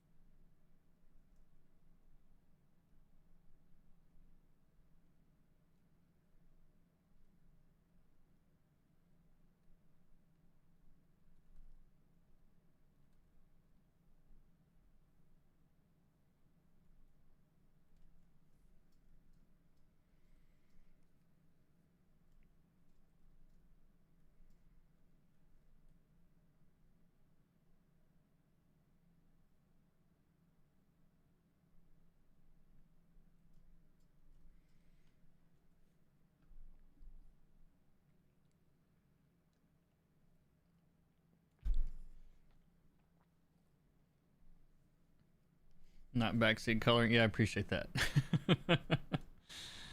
um,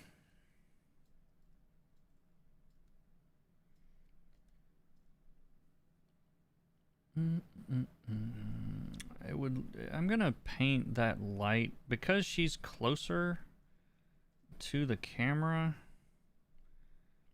I think it would actually look more like she's in front if that glow that's in that panel is not covering her quite as much.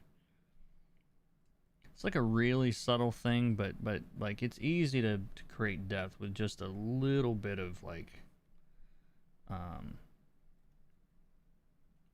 it doesn't take much, basically, is my point. Yeah, I'm gonna paint a little bit out on her, and so she gets a little bit closer to the camera than the guy in the back.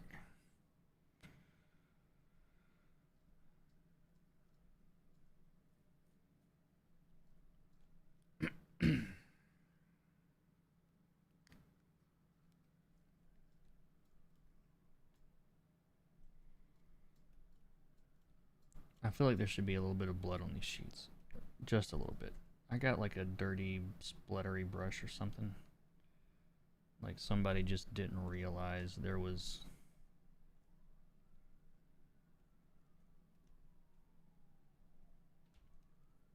Like it's on the bottom side. I didn't really notice, but it looks a little...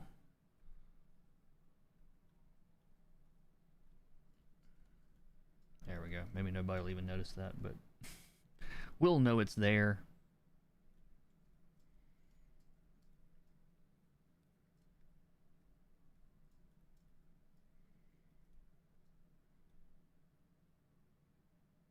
Also, do I want to...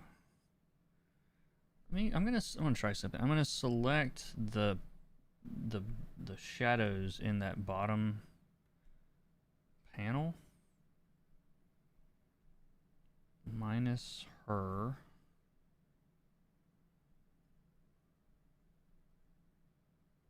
Is that everything? Yeah, I think so. And then...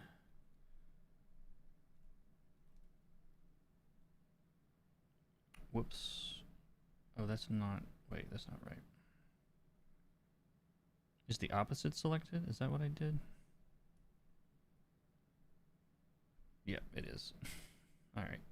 So, one, let me invert that, and then reselect the last panel, and then get rid of her. That's what I wanted to do. And make sure I'm not about to color anything else. And...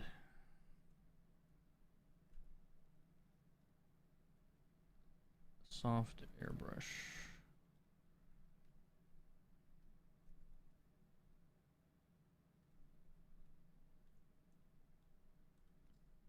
Yeah.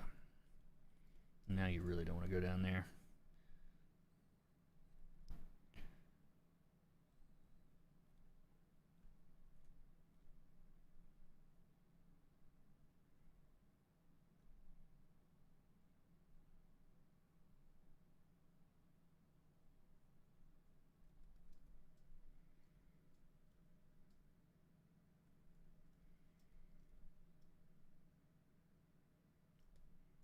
There we go. All right. How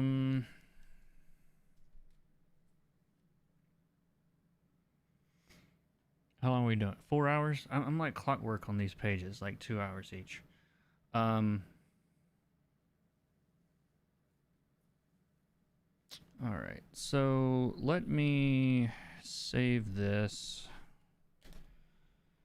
And I'm going to go into Photoshop and put the texture that I'm using on these pages and probably do a levels adjustment, and then we'll be done. By we, I mean me. You didn't do anything except watch. Oh yeah, this is like the previous scene. A little bit different. Just a little bit different. All right, where...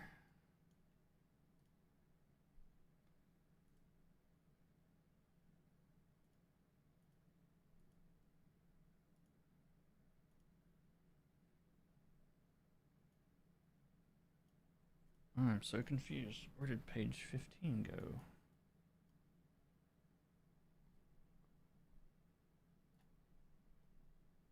Oh, that didn't save.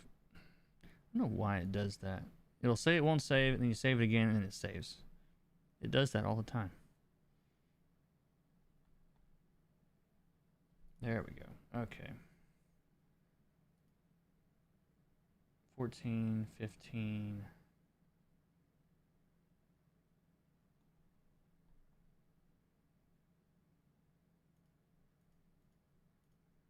Sorry, I'm missing a page, guys. Let me find this page. Oh, okay, I know where it is.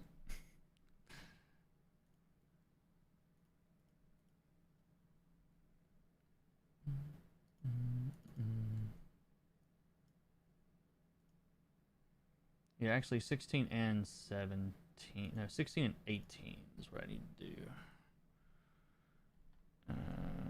Photoshop.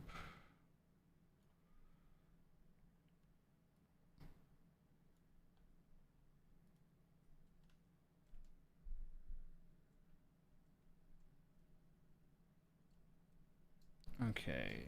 Looking at this a second time, I think I want to darken. Is it there? Yeah, it's there. I want to darken this a little bit more.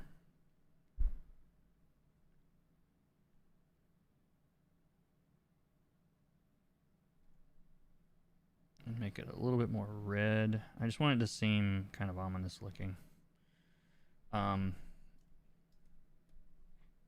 And then I have, where is my, I've got like this cardboardy texture that I've been using on this book. Honestly, this is the same, somebody mentioned Glitter Bomb way earlier. It's the same texture I think I used on Glitter Bomb.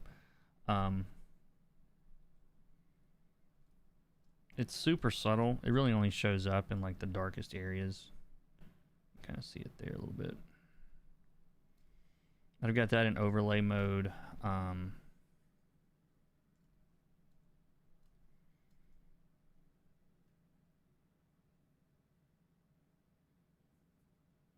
think that one's fine. And then this one,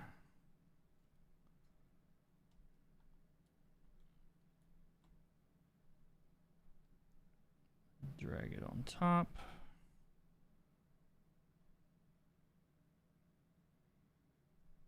What is Photoshop doing? There we go. And put this in overlay.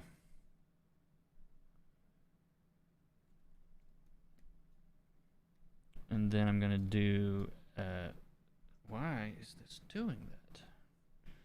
Computer's acting so strange today, I'm sorry. Really, really weird today. I've lost the chat. Am I still here? Yes, I think I am still here. Sorry if I lost you there for a second. My computer's doing wacky stuff today.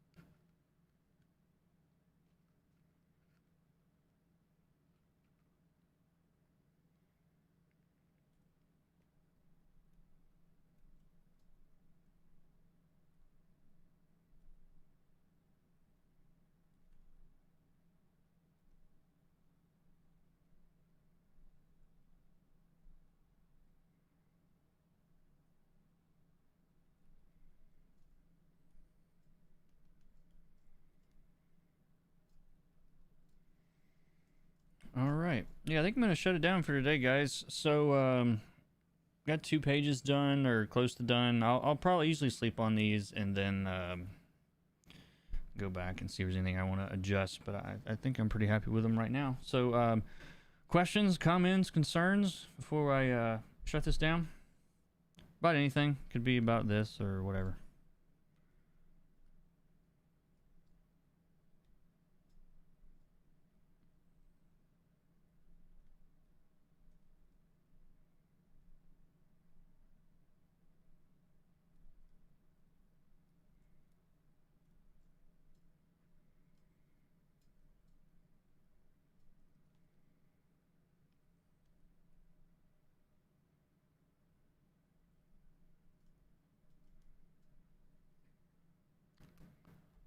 How'd you get so quick? Oh, hey, Matt. How's it going? I've been drawing since I was like 2, 3. Like, I've been drawing forever. Like, I've been drawing my entire life. I don't remember starting. My mom just told me I started as soon as I could hold something to draw with. And so I think it's just 40 years of, or almost 40 years, 38, 39 years of just drawing. Like, just, I'm also like a pretty analytical person. And so like a lot of what I'm doing is, there's almost, I don't want to say there's formulas for it, but the way it runs and feels in my head, it feels that way. And so like there's a lot of stuff. It's like I don't feel like I have to spend near the time I used to like making decisions. Like it's like, oh, in this panel, this needs to do this, so I'm gonna do this. Like, and I don't have to like try 6 things that don't work that I used to not know worked, and it would take me that time to do. But a lot of the speed comes with, and Matt Wilson taught me this at some, I don't remember where maybe it was that video we did, I don't remember. But I remember him telling me, he's like, you'll just get faster. It's not like pro colorists don't move their hands any faster than regular colorists, like a non-professional color. You know what I mean? Like, it's not about like the literal speed. You know, it's about like, oh, I've seen this before. I want this to look washed out. So I'm going to do this thing that I've done 100 times before already, you know? Do you know any other channel about comics like Elsa's? I would also recommend Strip Panel Naked. This has nothing to do with Naked, but it's just Strip Panel Naked with Hassan Haas. Haas is lettering this, by the way. I don't know. This might be the first like dual YouTuber book, maybe. I don't know, but I love Haas's lettering on this book. He's got this like. There've been some preview pages floating around. It's got this like. It feels like the books I grew up reading. I don't know anything about fonts and all that crap. I'm terrible with that stuff, but I love his choices on this book. All of his special effects are great. Like, but yeah, I like everything he's doing on this. And he has a great YouTube channel also about storytelling and comics, and they have different approaches. The channels are both very different, but a lot of the same. It's good to get like some overlapping, you know, opinions on this kind of stuff.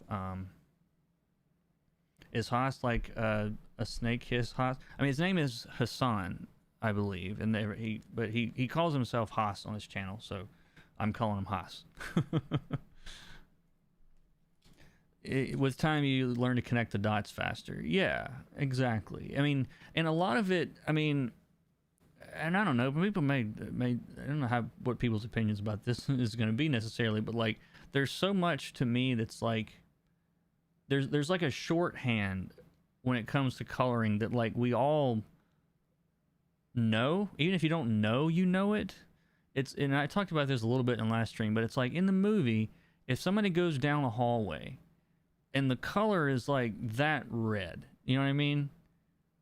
You're not expecting them to go down there and have like a conversation. Like, you just know that like something horrible is going to happen. It's that red again, you know? You might even be conscious of it. But there's all these little tricks of like, I don't even know what the term for it is. It's like just pop culture language that we kind of all share. And a lot of it is just learning that too. You know what I mean? Is learning that, oh, like this is a very, you know, kind of washed out scene with really stark colors, and it's kind of looks washed out, and like it gives you a certain feeling that has nothing really to do with any single color. It's not like you go to this color and go, oh, that's the sad color. Like, it's the combination of all of those colors. And there's a lot of that too, and at least how I work. And that's not to mean that they're like literal formulas, you know, for every scenario, but the more you do it, the more you'll get better at figuring out the shortcuts to those things. You know what I mean? And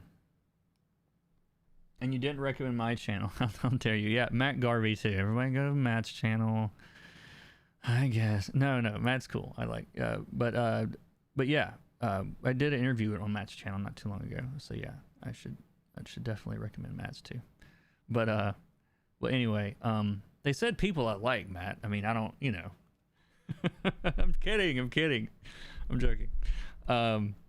But no, there are so few good comic book channels on YouTube. Like, and I think it's because most of us are working too much. There's just too much going on. Worst interview ever. Yeah, it was horrible. But no, Matt's doing a lot of stuff, really specific videos about, you know, Kickstarter budgets, and how to avoid getting losing your rear end on those, and like they're very I like how specific their videos are. Like it's like there's a question and then you answer it, so I do like that. But yeah, it's still a new channel, man. I'm not used to recommending it. That's what it is. But anyway, no, I don't really know a ton of people doing this stuff. It's a very specific skill set. You know what I mean? It's so specific.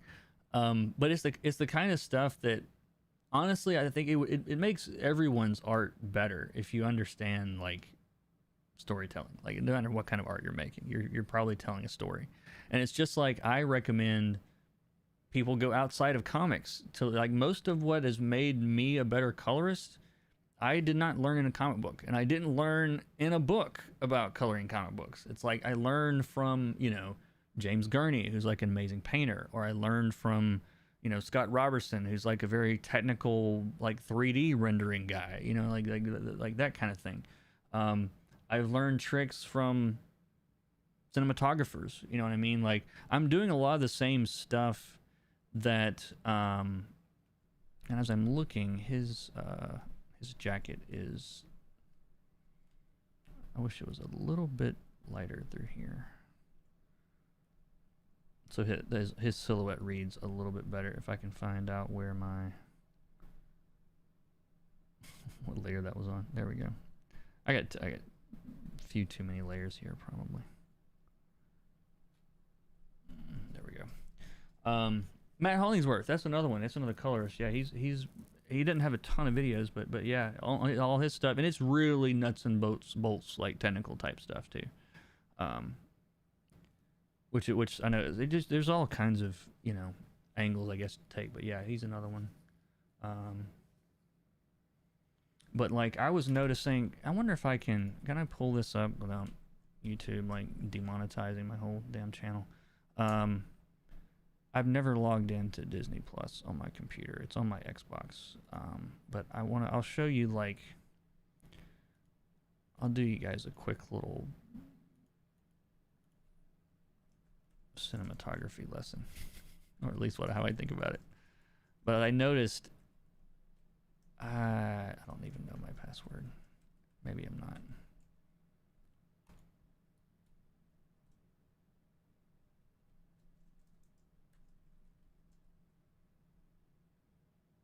Oh, hey, I do know my password. There we go.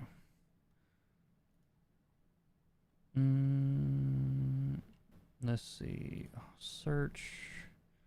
I'm just not going to show any moving pictures. Maybe they'll let me do that.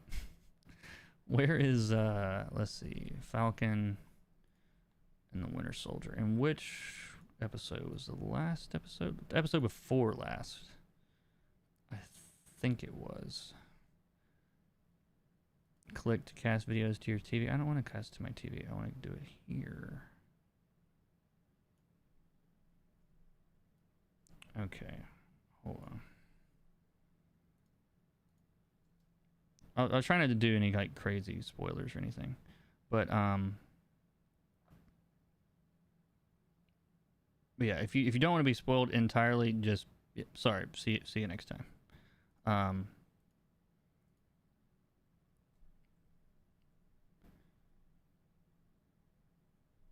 Can I do? Was it 10 seconds at a time? Okay. So like, this isn't really a cinematography thing. This is just a color thing. But like, and this is going to seem really, really obvious when I say this, but so many color choices are process of elimination. At least it feels that way to me sometimes. But like, if I've got a guy that's really small in my panel or in my frame, or we're going to look at it, and I want him to make sure he's coming forward enough that the audience really notices.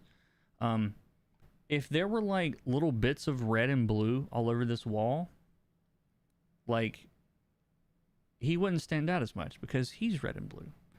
And so he is breaking the pattern that runs across this building here of like these cool grays and whatever and all this stuff. Most of this is all pretty desaturated, and he's coming forward because he's unlike anything else in that shot. Is this literally not showing up? Wow, look at them. What? How did they do that? What is this? What is this magic? Man, these sorry suckers. I'm looking at stills. All right, you know what?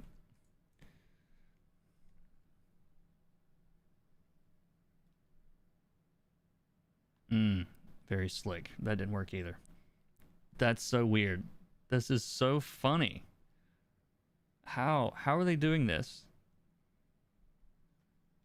If I take a screenshot, if this doesn't show up in the screenshot, I'll give up and go home. It doesn't show up in the screenshot. What kind of magic? What kind of wizardry? I can't even use the snipping thing. It doesn't work either.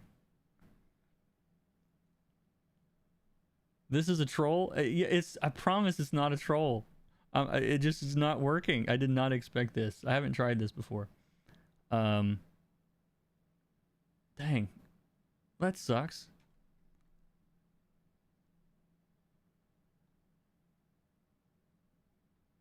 How is it doing this? How is it separating this? From a technical standpoint, I'm impressed. But I also hate him. I want to outsmart this, guys. Hold on 1 second. What if? Wait a minute. What if I did a window capture? Hold on. I don't know what's all over my screen. Let me hide this for a second. Studio mode. I'm not gonna let this defeat me. Hold on. That is so funny. I mean, it's stupid, and I guess I understand. So how are people on YouTube? Are they just downloading this stuff illegally and using the stuff from there? Is that what they're going to encourage me to do? I would never do such a thing. But no, it is totally not showing up in OBS. Even if I do a window capture, it is solid black. Okay, what if Windows 10 thing, bend it? No. Wow. I've been defeated by... If anyone would have this technology, of course it's Disney.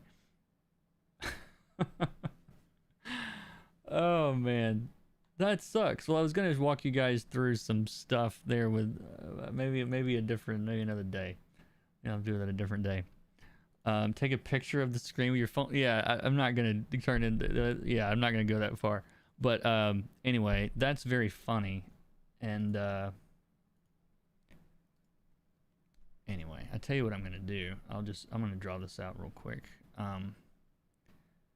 Where is? Did I close it? Oh, I did close it.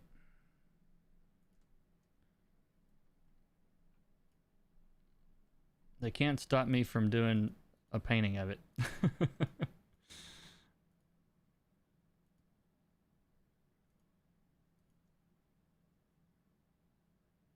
Let me see, where is...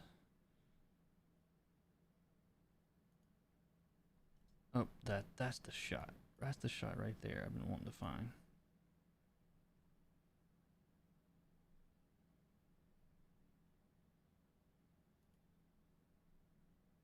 Oh well, it's not even pulling it up as an option. But let me show you what I mean. So like if you notice, especially in like the big wide shots, so like he has these let me see. Yes. So he has these like huge, like warehouse that's like all dramatically lit, and there's all these different there's like structures and all this there's this just different crap. Okay, there's just a lot of stuff in this warehouse, and it gets darker around the edges usually. And there's something over here, whatever, and then you'll see a thing over here. But you'll see very consistently. They'll kind of frame up. There's something really small they want you to notice in the panel, like him standing, here in the light from, from this particular scene. And the trick to this, and I know again this sounds like really obvious when you put it this way, but the trick is to make sure that what is immediately around that character that you want to notice is very different from him. You know what I mean? It's like if he's this color, I can't surround him with more of that color and expect you to notice him. And so very often you'll see this. Sorry, this thing's playing in the background. It's distracting me. But like this right here, like this, if you want to call this a formula, you can call it a formula, whatever you want to call it, just like a principle or whatever, is the idea that we have a big dark area over the whole image. We've got a bright area in the middle, and the thing that we really want you to notice is really different from that bright area, and it's inside the bright area. If I put him over here like this, with this color, well, that's actually the exact same color. Hold on, you can't see it. But if I do this, like, which one of these guys stands out more? If this is one guy and this is another guy, it's like the difference between this guy and the background is larger than this guy and this guy in the background. You see what I'm saying? Show us your screen. You can't see anything. Let's see. Where are we at? Let's do this and this and turn that off. There we go. So like I kind of like very quickly drew out an ugly sketch of one of these things, but this principle of, and it's contrast, but when I say contrast, a lot of you guys, based on the questions that I get and based on the art that I see in my Discord, all this kind of stuff, and I say contrast, a lot of people have too narrow of a definition of contrast. Like they only think brighter brights and darker darks and that's it. Like contrast is just differences. Differences in brightness, differences in value, differences in hue, differences in whether things are straight or curved or, soft or hard or any two things. Like it can be anything.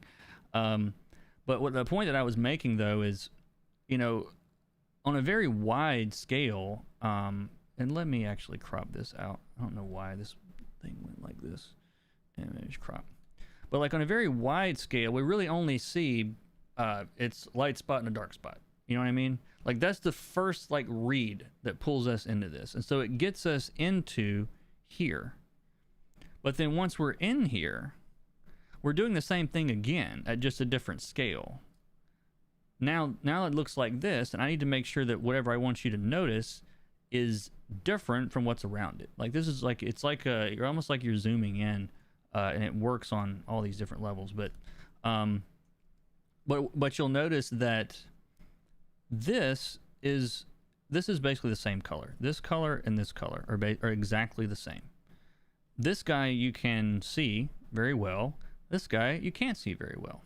Like if I talked to some people a few weeks ago that were like like military type people that had like training for camouflage and sniper people and all this kind of stuff. I don't know anything about this stuff, but it's all the opposite of what they're taught. Not to have anything reflective and not to break the pattern of the environment that they're in.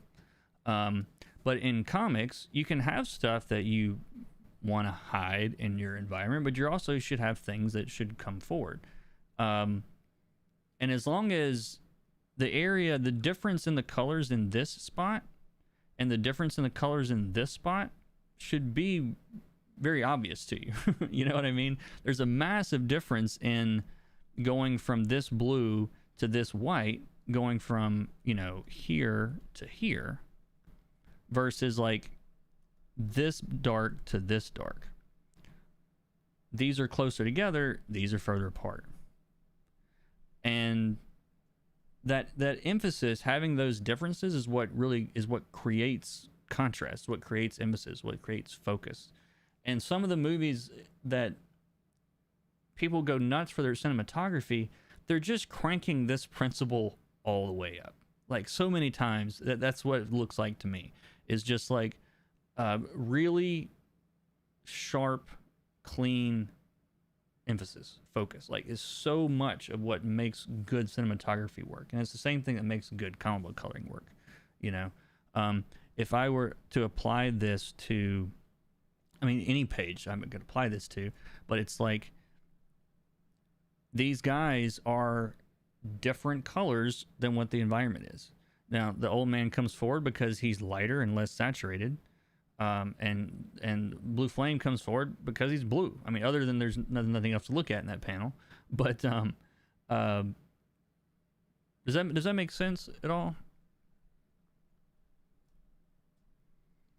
And even in panels like this, like it's really subtle, but like in the art, you've got these patterns of like lines here and here and here and here, and look, and where they're breaking is precisely where he wants you to look. So like if this is the pattern, this is breaking that pattern.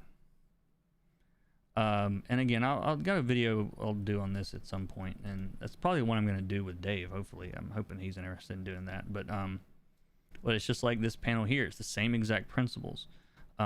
This area is lighter than everything else around it. I need them to come forward more than I need her to come forward. And so this kind of grabs you initially, and then you might notice her over here. You know, same thing here. We're going straight down into this part of the action. Like his head is really, really bright. It's like the brightest thing in that panel. This highlight here is the brightest thing in that panel. So that means there's a bigger difference in this part of the panel than there is in anywhere else in the panel. So I don't know, it sounds really simple and easy, I know, coming out of my mouth, and do this all the time, and applying it is something else to practice at. But it's the big picture stuff. Like most of the questions that I get, I feel like are too specific, you know, and there's nothing wrong with specific questions, because it seems like what people would find to be the most helpful is to be more specific. But the answer to me is almost always more general. It's more broad, you know, it's thinking about things in terms of, you know, this dark shape, you know, versus this light shape, you know, or the fact that like the rendering on her, this rim light kind of creates a different pattern that we don't see on really anywhere else in the canvas. I'm you know, you're breaking. It's all about creating a pattern and then breaking that pattern. Anyway, even the fact that this red is like the only red in the page, it immediately, when you're going through this book and you're going from one panel to the next, when you get to that red panel, it's gonna give you a kick of like, this feels different. And this all happens subconsciously. You don't really think about it. It's just something that happens. But the fact that there's not any other red on this makes that a more impactful moment, because on a page level, this red is unique, you know, and so it really comes forward, and it really makes you, not even really visually, it's not like it's flying off the page. It's still a pretty muted dark red, but when you look at that in context of everything else, there's really nothing else like it. And so you're really trying to set yourself up for those kind of moments. You know what I mean? Where if your book's doing this and then do this, like that's going to come forward, you know? And that could be anything. That could be value, that could be saturation, that could be, you know, line weights. It could be any aspect of art has the ability to either be similar or be different, you know. And we're something else I remember watching on I mentioned Corridor Crew earlier, but this scene here, I mean, again, like this is really, really obvious, but you know, he's coming forward because one, he's the only person standing in that panel, but also like I chose these really, really deep blues that would really not look that blue in this environment. so that he looks very heroic and he looks like he's really coming out of the page. You know what I mean? And even in little panels like this that you don't really think, well, there's not too much to do here, but he's wearing white, okay? He's wearing blue, which is relatively dark here. So even the gradients in the background are there to help sell that. I darken this side so the white comes forward. I lighten this side so the blue comes forward. You know, it's all about creating those differences. And if you're not creating differences with your elements, it all kind of, that's when people start telling me my colors look boring. They might look boring because you're not creating enough changes.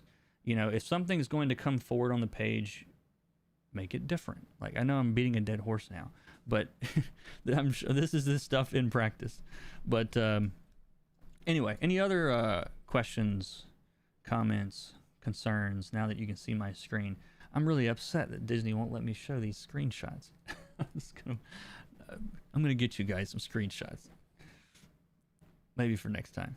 But on Wednesday's stream, while you guys are thinking about any questions you have, on Wednesday's stream, I'm gonna show you what we're gonna work on. We're gonna work on this.